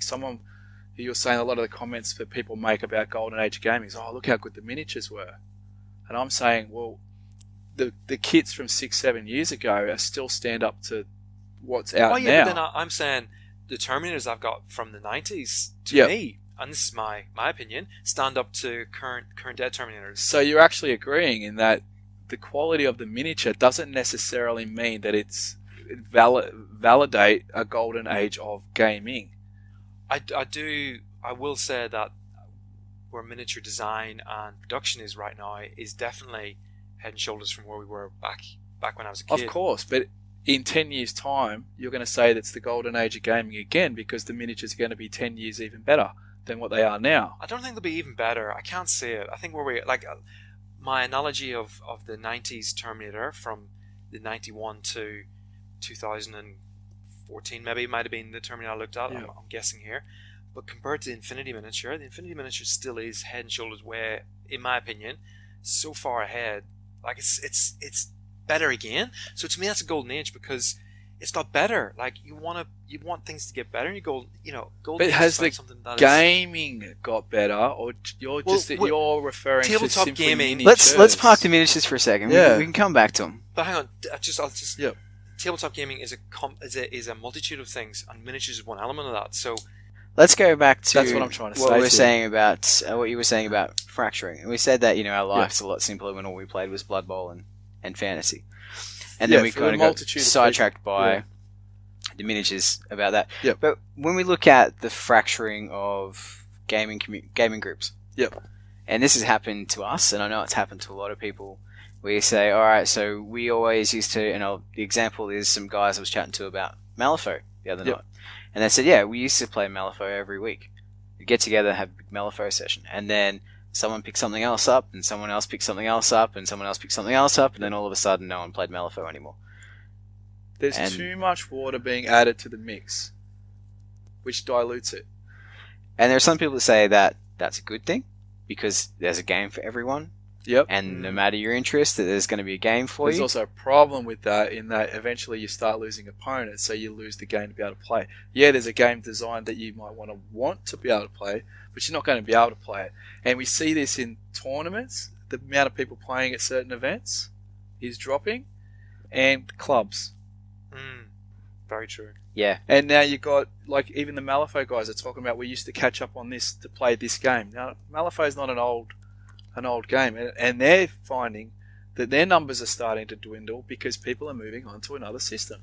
So you've got tournaments fractured, and people are slowly declining here and there. You've got gaming clubs that can't essentially are fracturing because everyone's going off and doing different things. Nobody's necessarily, less people are going to there. So where are all these people going? They're sitting at home going, man, I wish I had someone to play Spectre with.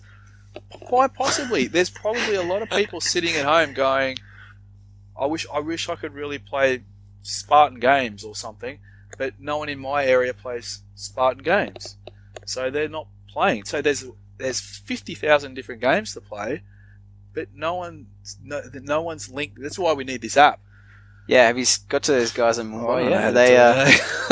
But yeah, it's hard for you to find the opponent. Now, like I said, you can have 50 great games on your shelf, but if you can't find someone to play with those games, then they're just gathering dust. Yeah. Now, is that golden age? I don't know. That sounds like a dusty age to me. Although, in saying that, right, let's just go back to fantasy days, right? Yep. Now, if you look at where things are going with fantasy, at the end of the day, okay, take the rules issue and the balancing issue out of the equation. You have 4 armies, more probably 5. You take your Nurgle and you cast dwarves into the equation. 5. You had 3 or 4, didn't you? Or on a rotating. Yeah. I'd usually have 4 on the go. And I had 3 or 4 as well. Yep. Now, G-Dub saw this, and hence they moved to Age of Sigmar. It wasn't sustainable because you had to big investment and you had to pay a lot of money to get the armies and so on and so forth, and then you had to paint them and blah blah blah, and then and generally the gaming, whenever we used to run tournaments, if you asked any of the crowd there, all the guys there, they wouldn't have had one army. They would have all have had multiple armies. Yeah. Is that sustainable? That's not the question, though. But the question is, at every golden age ends. The Roman Empire ended. It had a golden age of that period, but everything that's good has to come to an end. But what I'm saying is we reached our pinnacle, and quite possibly it may come back at a later point. It might resurge. But I think we're in a bit of a lull because of the oversaturation. But my point is that, okay, we were all playing the same thing, but again, it was that oversaturation within our own game. And G-Dub saw the writing on the wall and went, I'm jumping ship because this isn't sustainable. All the greybeards, all the neckbeards, whatever, they're not actually buying more armies because they've got enough armies. So it's not sustainable. The model's not sustainable. Yeah, I was the exception to that because I always had a new army on the go. But I still don't see how that invalidates the fact that was the point. Maybe they reached. So basically what you're saying is G-Dub realised that they'd reached the high point of gaming. Within their own system. And they saw that there was going to be a decline. They'd reached saturation with their own system. So they killed it And then now you've got all these little bottom feeder games trying to fill the void of a system that knew that it reached its saturation point. It's what's the top of a mountain called? Pinnacle. But then, to me, that's a golden age. You've reached your pinnacle. That's the devil in mud. It's right there. Boom. It's there. Dip it. We've done it. It's solved. We've got the cauldron of blood. We've reached a point, and now we let it go, and it's out to the masses. But isn't that... Sorry, I'm not explaining myself too well here. Going back to the point of if you've got lots of different systems and people go, oh, well, I'm going to jump to this and jump to that. In a way, that's what happened was in fantasy, because there was, you go and collect the next army, and then you saturate that. You go, all right, I got vampire counts, and go, all right, next thing. And then you'd buy all of that, and then you go, right. And then you go, well, and then you'd realize, I can't keep doing this. Like, well, how often would we be on the phone to one another and go, oh, no, how are we going to get the new stuff whenever we haven't even finished the old stuff? Like I've got a Chaos Warriors army up there I haven't even started yet. I've got the, what do you call them? The Dragon Ogres. Yep. That are... They always grey plastic. They were the worst for leadership. Cool models, though. So there was always something coming out. You can never catch up. But isn't that what we're at now? Instead of swapping to going and painting a new army, you have to go get all new terrain, whole new rule book, and at least a faction or two every time you want to jump into a new game. Yeah. Whereas with Warhammer, let's say for example, and I'm just using Warhammer because that was my game, I suppose. I didn't have to do any of that stuff. I did have what I already had, and there's always a new release coming, and there's new books. There's always something to keep you ticking over. I didn't have to go buy all new rules, all new terrain, all new factions, and look for new opponents. But I guess, okay, so if I was going to jump into a new system, you just got to make sure it's bloody good. It's gonna grab your attention. So the IP ticks your box. That's all right. Yeah. That's something else we need to talk about. Because who's got IP? No, I'm not even IP. Well, that's a big one. When I say IP, I mean like the intellectual property of the company. Yeah, but I mean, like, are there a lot of good games out at the moment? And I have to say, yes. There's a lot of good games. There's a lot of good games out at the moment. Okay? Rattle off the top of my head. Walking Dead, great game. Okay? Spectre, great game. Malifaux is a great game, and it's only getting better. Infinity is a great game, and it's plateauing, in my opinion. But, and I could probably... That's just off the cuff. I'm sure if I went home and had a good think about it, I could probably get even more. I think in that respect, as far as I'm concerned, that's a positive about our current climate, is that there are a lot of great games out there. Okay? And I think if we go back to, the Fantasy Blood Bowl days, if that's my point of reference, because that's about what we did. My gaming. Yep. Fantasy was an okay game. I'd agree good players. With that. Yep. The community made up a lot more for the game. I enjoyed hanging out more than I did playing. Blood Bowl, great game. Great guys. So that's a tick there. But I don't know. I think now I think I've got access to a wider range of better games. But that comes back to that thing. It's harder to get a game because you don't have this, you don't have that. I've got to provide both factions. I've got to convince you to come around and try this game. You go, that's great. When are we going to play it again? Never, because you've got your new game you want me to play, and then Greg's got his new game he wants me to play. Because there's just a constant turnover of good games. Mm-hmm. So I'm not disputing that the miniatures are getting better, because they are. That's just evolutionary. You've seen the Fallout miniatures? Yeah. Oh my goodness. I'm going to buy every one of them. There's a ton of great games out there. But what I'm saying is there's not enough people to play them. And to me, that's not a golden age of gaming, because you're not playing the games. What do you think, Greg? Do you think there's a wide range of good games out at the moment? 100%. I would say it's... Actually, this is... Actually, can I... Sorry, pause here, because what games are you playing? Modern stuff and Infinity. And X-Wing. That's a pretty... Okay, so... X-Wing with the kids. Yep. Infinity. Yep. And Moderns, which is a bit of a background sort of thing. There's not a lot of great games that you're playing that you've just listed off. When we think of the games that like you start your Armadas, Walking Deads, Kings of War, Moderns, like yeah, but you've only got so much time in the day. That's my point. Yeah, that's the killer. There's only so much time. So even yourself is saying this is a plethora of great games. Yeah. You're realistically not playing many of them. No, but that's for reasons. Yeah. You know. Yeah, real life. Yeah, exactly. If we were YouTube streamers that could sit around and play games all day, it goes back. I guess it goes back find to me on Patreon. It goes back to what I said, that whenever you do jump to a new game, you got to make sure that it ticks your boxes of what you want, and yes, having regular opponents is part of that. Let's jump on that one. Regular opponents, community. You are listening to Power Stance Gamers. And now, this. Some would say that we're in a golden age of gaming because you have much greater access to community nowadays. Yeah, you got to find it. You got to find it. You got to find tricky. it. That's the hardest thing. I don't think that's the problem. This is we talk about how social we are these days. Yeah. But when we say that we're social, we're not physically social.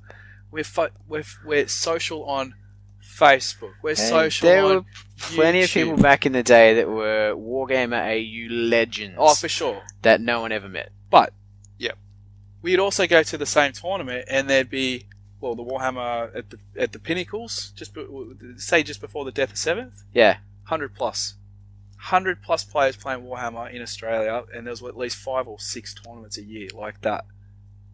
When was the last time what was the best that, I think maybe 8th may have had one tournament that got to about that, but can you tell me one other system? Rewind back, there wasn't many other tabletop war games out there that were played, in mass. Alright, but that's 100 opponents in your area that are all playing the same game and understand that, have the terrain, have the armies, have the rule books for you to play your game. Yeah, it's a different world now.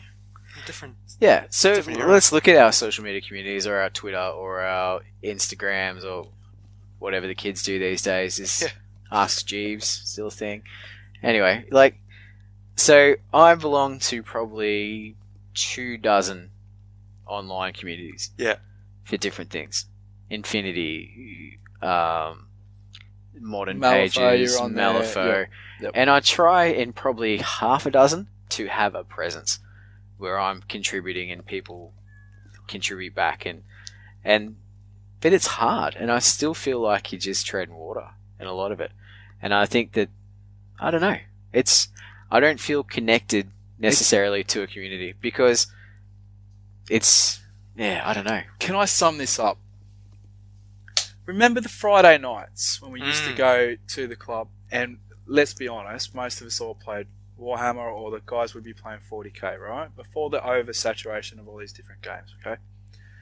Do you feel like you had more of a social connection with people when we used to rock up, and when we used to go to our tournaments in our local area and our Friday nights than what you do on there's Facebook? No question. On your whatever forum. There's no question about that. Of course you do, because it's a face-to-face thing. But I'm amazed that, like Facebook and the Infinity Facebook community, that prior to going to my first CanCon, people were saying, "Oh, make sure you say hello," or whatever, or "I'll come up and say hello to you on the day." And sure enough, these pretty much strangers came up and said hello to me on the first CanCon, and then had a chat, and then the next CanCon, sure enough, same guys again would all hang out and have a chat, and it was great. It's like, going back to that community thing, we're all spread around Australia, but we all get along, we all know each other, and we'll say hi at whenever we do get a chance to meet up, which is unfortunately only once a year given the distance. But that's one.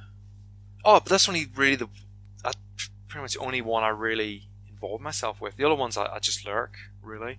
And that's an interesting point, that it's not really fair that you join a group and then lurk, because you should really contribute to a point. So I do try and put comments up there if I see something nice, if something grabs my fancy.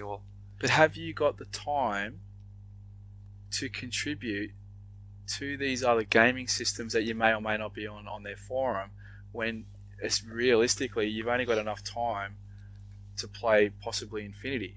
Oh, I do. I'm a member of Moderns, and I'm a member of Infinity, and I think I could be wrong, but that's probably it. And the rest of it's painting, modeling, games developing. It's all the other,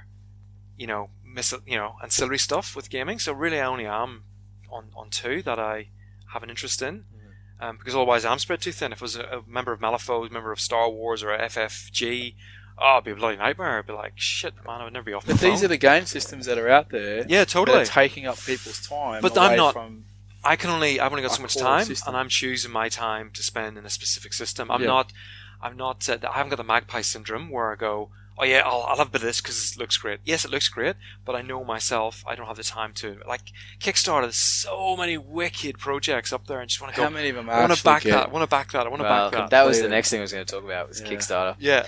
So community, like I think it's a double-edged sword. Like you connect to so many people at the same time. How connected are you? Okay, well, just if you want to finish up there, but the Infinity Queensland and Northern New South Wales Facebook group, the guys post up on there when they're going to be going to shops, local game stores to play. It's up there all the time. If you want to get connected, you go to a local game store where they're going to hang out and you play games, and that's happening. It's happening right now. So it's going back to the old Q&K Friday nights, except it's just purely for Infinity. Kickstarter.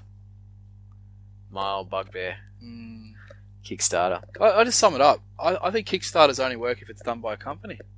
Yeah, you're not too wrong. Which is the complete opposite of what it was supposed to be. I'm sure there's some successes out there, but by and large, the impression I get is that they're not great. They're not successful. Yeah. Unless they're done by a company. Yeah. Because the company's got the knowledge, the staff, to actually implement the plans properly. The only Kickstarter I've backed that hasn't been from a big company or an established is that This War of Mine. That was that Russian, was it Polish? From Poland. Yeah. Okay. But even then, I like it. It was based on a very successful computer game. Yep. So they got funded on their first day, and it was always going to be a successful project. And they were quite realistic about their timelines and what they were going to deliver. Like they didn't. But I look at some stuff out there, and I'm like, and it bugs me. And I come back to Mantic. Yep. And I'm not being. I am being critical of Mantic, but they've got to have the capital. To fund this project. But for every $1 that gets invested in their terrain pack. On Kickstarter is a dollar that could have gone somewhere else to a startup, to people who are looking to bring out a fresh idea, people that are looking to do that stuff. And I don't necessarily agree. But that's the next point then is. But then is that dollar going to go anywhere? That was exactly what I was going to say. My point is, if I want to back Mantic's Walking Dead, for example, I'm backing Mantic's Walking Dead because I want Mantic's Walking Dead. I'm not going to not back something else because because I'm backing Mantic's Walking Dead. Yeah. I don't think that affects them that greatly. I'd actually chime in there, and I would say if it's me, what I think's unfair is you've got say your lone developer out there, your indie developer, okay? Who's on limited funds. You're essentially up against Mantic. Of course. Because you're competing for the dollar, right? Yep. Now you've got to have as polished product as what they have. And likewise, any other big company, because you've got probably, I don't know how many seconds, but we're talking about seconds, if not split seconds, to grab the punter on your opening page. Or they might scroll down, or they might not. But if they do scroll down, it's got to grab them. And I'm going to disagree. It's got to be a polished product. I'm going to disagree because the reason I disagree is that would imply that no one is putting funds into smaller companies' Kickstarters because all their money's going to larger companies. That's not why the Kickstarters are failing. People are putting money into these smaller companies. In fact, I would actually argue that the larger companies are actually making Kickstarter seem better than what it actually is. Yeah, because I agree with that statement people are funding. They're reaching how much money they wanted to fund these, but they don't have the capacity to actually pull it off, and so they collapse and they don't get done, or they're way over time, and people get annoyed, or the product's not as good as what they thought it was going to be. So every time someone's walking away disappointed with a project that was funded. The only ones that seem to have any ticks in the box a lot of the time are the larger companies, for the obvious reasons. They've got the resources to do it. But if you took those big companies almost out of it, there wouldn't be many successes there.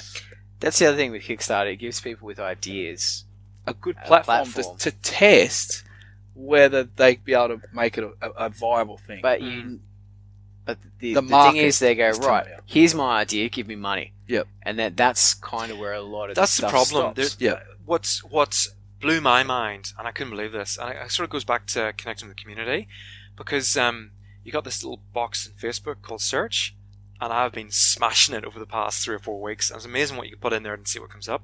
One of the things that came up was Kickstarter. It's a Kickstarter support group, and it's thousands. Like literally, it is thousands of members. And the whole point of that is that if you're going to try and start a Kickstarter, they say obviously they don't want people putting their Kickstarter project up there because they're not interested, but it's up there for you to get feedback. So here's my opening page. What do you think? Or here's my the title of my game. What do you think? So on and so forth. It's all about what people who've been through the process and what their thoughts are and what makes a good Kickstarter campaign. It's a whole beast until itself. And I think the problem is with indies, they go, you know what? I'll just go straight to Kickstarter, go up on it, and it'll be a success. Because that's what happens. No, it's you have to do so much work before you even get to Kickstarter. And that's the problem, that these indies don't realize it. They haven't thought through all the nuts and bolts. Not at all. But people are funding it.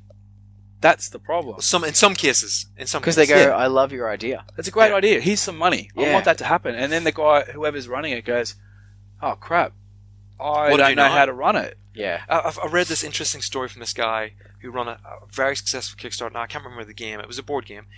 But he ran this very successful Kickstarter, blew it out of the park, fulfilled all his orders, and then he said, I got caught out because I didn't see beyond Kickstarter. I got all this business and got all these, sent all my rewards out, and then I had to wind up the game because I didn't keep marketing. I didn't keep the brand alive. Yeah. And the game fell on its ass. It wasn't sustainable. So now the guys are talking to him. Yeah, now the guys are talking to him saying, well, why don't you Kickstarter 2? Do it again, but now you've learned from your mistake. How do you keep the project alive once it's gone to market? I thought it was really interesting. I thought, surely Kickstarter would be enough to get the momentum, and we took that off the ball. And did succeed. Summing it up, we can say that Kickstarter is that double-edged sword. Hot. I think it's a great concept. Yeah. Yeah. But it's lost in translation. It's just not how it works out, though. And it's that platform to get your idea out there and to find that niche game, the game for everyone and that sort of stuff. But at the same time, you've got the two factors there. You've got your big companies dipping their toe in and potentially pulling resources out. Yes, and the other one is you've got your people that haven't thought it past Kickstarter. Yep. That are like dragging the name down. Yeah. So and it's not the magic bullet that people think it is. If I was designing a game, Kickstarter would be something I'd really think long and hard about. Well, it's a business. You don't go and set up a bricks and mortar shop without doing some research on what actually having a business actually means. Like, it's a great, you got to think past just the name of the shop, right? You got to think about your distribution. You got to think about promotion. You got to think about paying the electricity bill for the lights. There's a lot involved. I think some people go in with that basic concept of what they want, put it out there, it gets funded, and they haven't actually thought through the rest of the actual process, and then it ends up collapsing. So. There's some incredible games out there, though. Like, just today I was looking, and I saw 2 at least that I would, if I had the time, again, go back to what we said, if I had the time. Got to find someone to be able to play it now, too. Yeah. Well, I've got the kids. Yeah. Brainwash them, as long as the rules were straightforward. Easier than Spartans, at least. The solution to the gaming situation is you need to breed. Yeah. So you can create your own gaming club. But see, I always said to my wife, she's like, oh, won't it be great when Finn's old enough to play games with you? And I used to go, no. Because that's my thing. But now I'm like, having a regular opponent would be like, you get good. to stay up late tonight, buddy. Yeah, pizzas with Dad. We're playing Spectre. I'm going to give you a top tip here. You've got to beat them straight off the bat, because there's a big difference between my eldest and youngest. My eldest, I let him win games, right? So like purposely let him win, like whatever, duff the roll, whatever it was, like stack the odds so great that he would win no matter how many dice he threw at it, and he won. And then I started beating him legitimately because he was getting older, and he throws the biggest huff now. He can't. Can I solve your lose. problem? Go on. You have to let them win 30%. It's actually Is that right? Yep, they worked it out with even mice. Even mice know how to play games. Hang on, I'm just doing the math between me and you. No, it's all coming clear to me now. You have to let them win. They've worked out 30%. If you do not let them win 30%, eventually the rat goes, I'm not playing with you anymore because you just always beat me. Yeah. So the bigger rat has to let the little rat win in the wrestle at least 30% of the time. That's cool. Otherwise, it's not gonna be subordinate, and it won't come up and do the play move. Well, that's what with Rocky, my youngest. It works with kids too. With him, what I did was we play games, but we play a game so we play chess, right? Yep. And I'm not. It's a very level platform, shall we say? Yeah. And he beats me at it, but I also beat him legitimately, and he doesn't have that same sucky behavior, which is great. Whereas even like X-Wing today, the youngest one we got hammered by the eldest one, and the youngest one took it well. He's like, yeah, it's alright, it's cool. He's still got to roll dice. Yeah, I have fond memories of playing my pop chess. Yeah. I could never beat him. I must have been too old for this 30% business rule to apply. Yeah. And I beat him once. Yeah. It was years later. And my grandmother said, "Oh yeah, he threw this game because I was always getting the shits." Oh, what? And it ruined me. Even to this day, I'm like, "Fuck off! I beat him that game. He did not let me win." He took that out of the ball. Yeah. So whenever you play Finn, 30%. 30%? Yeah. If I'm rolling dice, it's going to beat me anyway. It doesn't matter. That's true, actually. You're screwed. Your daughter always. You'll be your like, daughter rolls the dice better than you. You know what? Yeah. Finn will be like, "Hey, Dad, you want to play a game?" And you'll be like, "You know what, son? Nah. I just call it. Yeah. I'm alright today, man. Maybe next week." Got a headache. It'll be like that Cat's in the Cradle song by Kid Joe. Yeah. Except the reverse. Yeah. The kid's like, "Dad never played." It's alright. It kind of leads us nicely into the last point about the Golden Age that I brought up, and that's the accessibility and acceptability. People say that gaming's in a Golden Age now because it's kind of mainstream. I'd agree with that though. That nerdy stuff's cool and that it's accessible. Yeah, definitely. There's a but here I want to consider though. A lot of the stuff that's mainstream isn't what we as wargamers would play.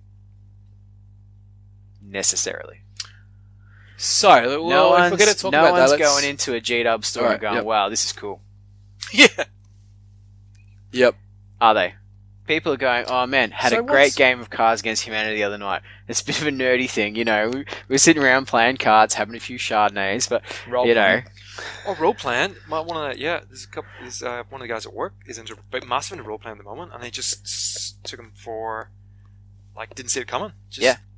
His cousin or somebody, I can't remember, a family member, said, let's play a bit of D&D, sat down with the family, and before you know it, he's like, this is awesome. And the other thing too, and it kind of comes from maybe the success that console gaming's had in the past 20 years, is that a lot of stuff on tabletop is starting to head towards that console game stuff, and Ariesta is the perfect one. Yeah.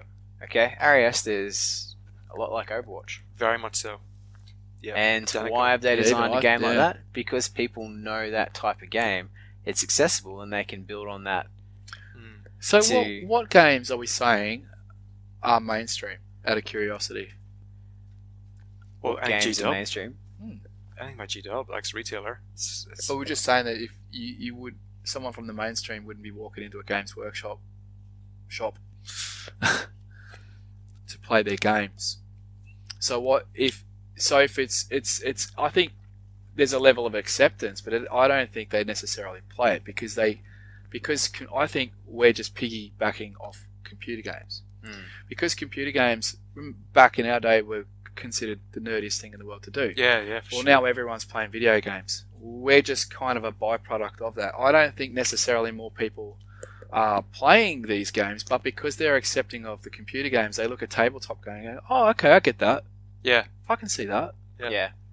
You know, Lord of the Rings, obviously the IPs, like we've discussed, you know, oh, wow, oh, so it's Walking Dead. Oh. Game of Thrones. Game of Thrones is a big one. A lot of people looking at that going, oh, that's Lord of the Rings, you know, all those sorts of things. Star Wars, man. Star Wars is any a better huge than that. one. So I don't know necessarily if they're playing them, but they're just more accepting of it as a byproduct of what's going on with other social circles. So I don't know. It's an interesting point. I definitely think acceptance, and as much as I hate that, absolutely detest the Big Bang Theory, I think that's done a lot for accepting nerd culture in mainstream. So as much as I hate Big Bang Theory, you got to give him credit for bringing some of this stuff into mainstream. The guy always wears a Green Lantern shirt, doesn't he? Yeah, but you know they play Dungeons and Dragons. They DC says the man in a Punisher shirt. Yeah, I know, he's cool. God, I can't wait till his TV show comes out. Oh, it's gonna be. He made Daredevil season 2. Yeah, like I've said it before. Daredevil season 2 was literally Arrow. It was pretty much Arrow. Oh no, I only watch. Oh, you don't watch Arrow. It was Arrow. It was Arrow with. No, every time the Punisher was in, you're like, oh right, now we've got a show. Yeah, I agree with that. Yep. It's only on Netflix, isn't it? Yep. Yeah.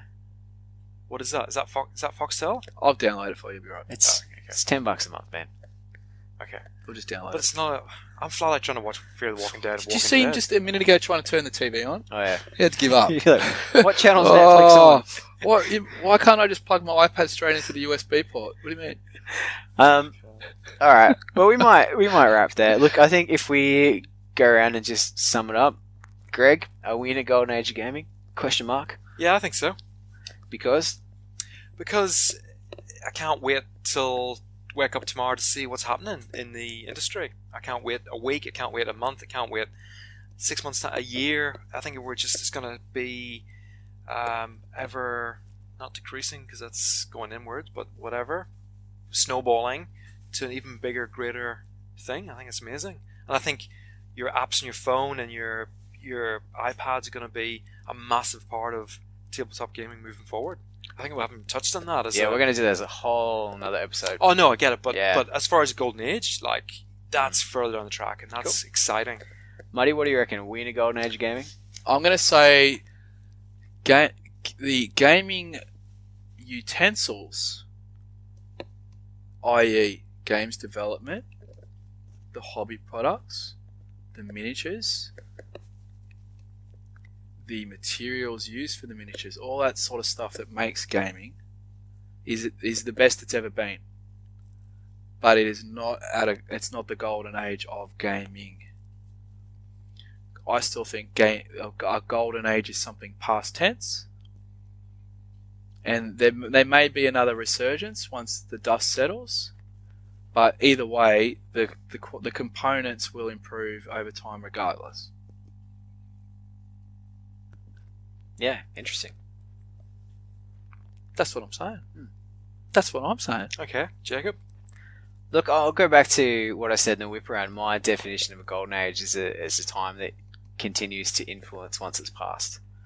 And I don't think you can say you're in a golden age. I kind of agree with Marty there. I think a golden age is something that's been gone, and we look back and go, that was a golden age, not that we're in a golden age. I think that people telling themselves, and we hear it, as I said, from a lot of places, that we're in a golden age, is one, a little self-deceiving, and we start telling ourselves, because look at the plethora of choices, look at the social community, look at all these things, that means we're in a really great place.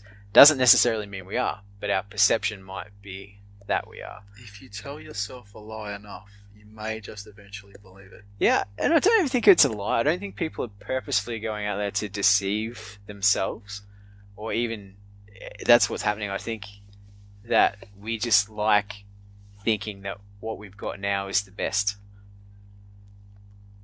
I think it's part of us, and I think it's a symptom of society, without getting too into the philosophical edge of it, is that we like to keep telling ourselves, man, this is the best I'll ever be. This is the best car I'll ever have. This is the best house I'll ever have. This is the best. How can you know the future? Yeah.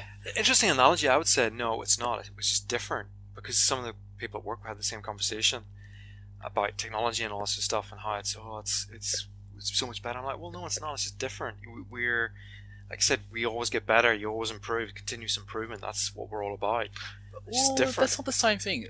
Which is why you're saying, technology is getting better. But does that mean your life's better? It's different. Your life's different. Your life may be better, maybe not. But the technology's better, but it doesn't necessarily mean that your life's better. I sort of think that way with gaming. Just because your tools are better doesn't mean the actual gaming is the best it's ever been. Yeah, it's true, actually. It's a good point. That's All a right. good point. But we would really love to hear what 30%, mate. our listeners have to say about this. Are we in a golden age of gaming? ? We're sort of split here. We can't really... All right, actually, I'll reevaluate based on what you've just said. I'll reevaluate and say, I don't think we are. There we go. See, I wonder if you love Infinity. Yep. So for you right now, you're thinking Infinity is the greatest thing I've ever played.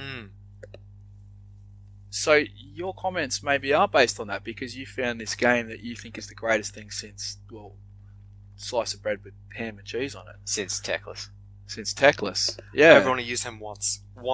Whereas we're probably coming across a bit more... We're probably more a product of the new gaming world of multiple systems. You're actually still almost doing what you're doing back in what I considered the golden age, where you're realistically only playing one game. You got two other sort of things on the side, but you're realistically playing one system. So you're still actually you've gone from the golden age to almost another golden age because you've just supplemented one game for another. That's right. Yeah. And you're in love with it. Whereas we've probably got lots of love, but it's over lots of different products. I'm much more careful with my love. I'm free love. It comes out in little bursts. Oh, I like not big splurges. I like big splurges.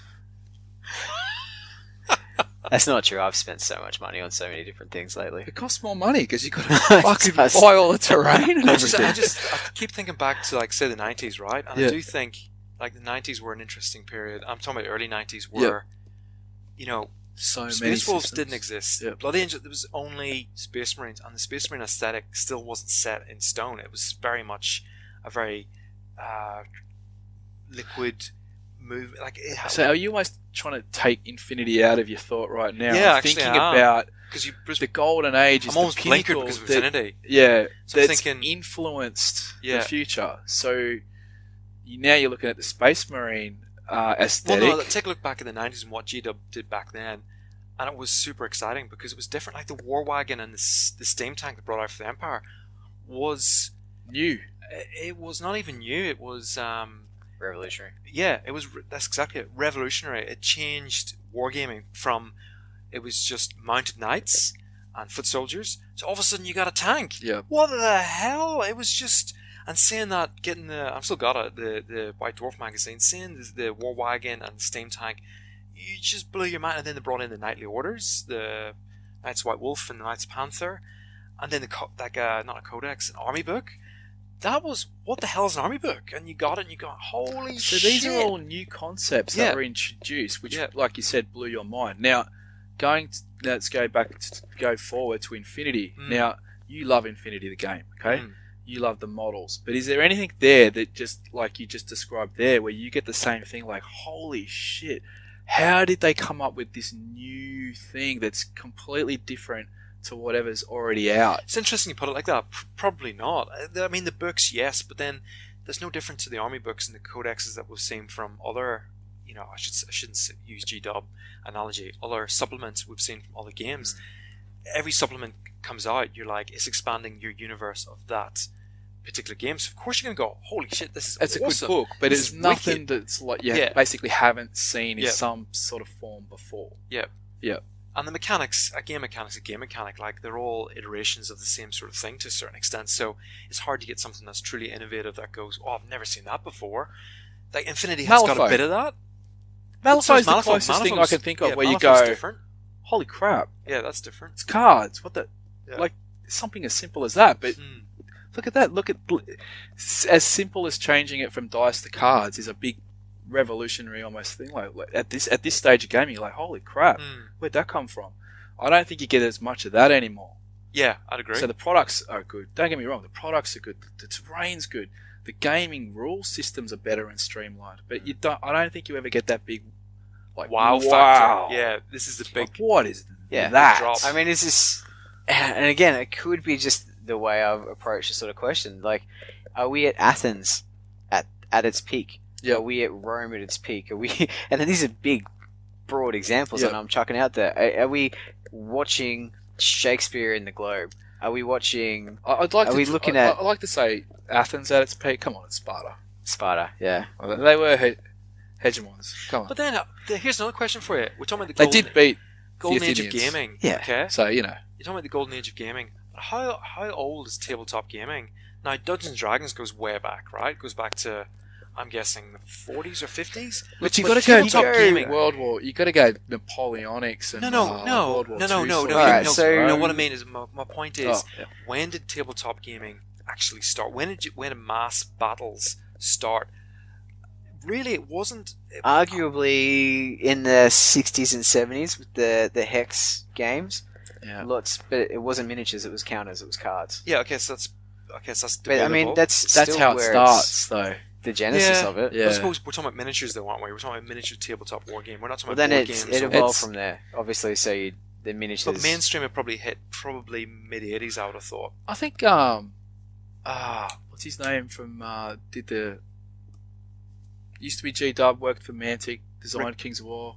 Alessio Cavatore. Alessio. I think he was talking on a Mantic cast or about Mantic's once, and he was talking about his journey through games. And the original games, my understanding of them were he was reading like a World War II magazine or a Napoleonics type thing, and in it were like basic conceptual games, like how to grab a bunch of Napoleonics or World War II miniatures and just put them on the floor and just play a game. Now, they were nothing compared to what they are now with point systems and balancing and all that. It was almost, the impression I got was you just throw the stuff on and just go for it, or reenact scenarios from famous battles. But that would be the earliest that I can think of where someone actively took miniatures and tried to use them in a tabletop type setting. I guess the reason why I'm asking that is it too early in our hobby lives to be asking such a physiological question? Well, how long have you been hobbying? 30 years? On and off. Give or take? Yeah, probably. Yeah, close to it. I don't know. You can't predict the future. I think I said that before, in that you don't know if there's another golden age coming. Civilizations come and then another one pops up. That's what happens. That's what they do. I guess I suppose they all have their own golden age. My mindset, I guess, where my mindset was heading was, did it for me anyway? Did it start in the 90s and hasn't stopped? Like okay. I had a brief hiatus. Yep. But maybe it's just carried, on through. Maybe, I don't know. Maybe that's one to ponder.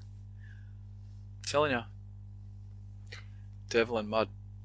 Devil and Mud. It's a cracker. That was the day. That's the pinnacle. That was the day. It's a cracker. Everything since then could not reach the heights of Devil and Mud. I love that analogy. That's cool. All right, people. Ladies and gentlemen, we might leave it there. Thanks for listening to our rather deep discussion. It went places we didn't expect. Just remember, everyone, 30%. 30%. So if you see me at a tournament, 30%. Yeah, if we're in round 3 and I haven't won yet, then just let me win. I'll give you a reach around. Yeah. Check us out on iTunes, Podbean. We got the videos up on YouTube. Muddy's on Twitter. Don't forget that one.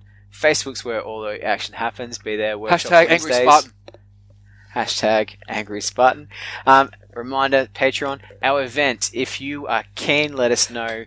We would love to see heaps of people at the Brendale Brewing Company for a casual night of gaming and a couple of giveaways. Awesome beer. And cocktails. And, gentlemen? A strawberry flavoured cocktail. It's a request. Should I let them know now? Yeah. Yeah. Yeah. What if they had a strawberry flavored beer? You should be on that. I'd drink that because I that's like a good one. those Well done. cruisers. They got chocolate flavored. Isn't that also cruisers. known as cider? No, it's not the same. Greg. That's like lager in ale. Good work. I nearly forgot that. Good effort. All right. On that note, good night. Good morning. Thank you for listening to Power Stance Gamers, the #1 place for tabletop banter. You know you love us. See you soon. It's Eternal and Mix well on the track once again, killing it. T-Dot to Munch, we all connection, bump resurrection. Ha! Yeah. Once again. That Canadian flavor.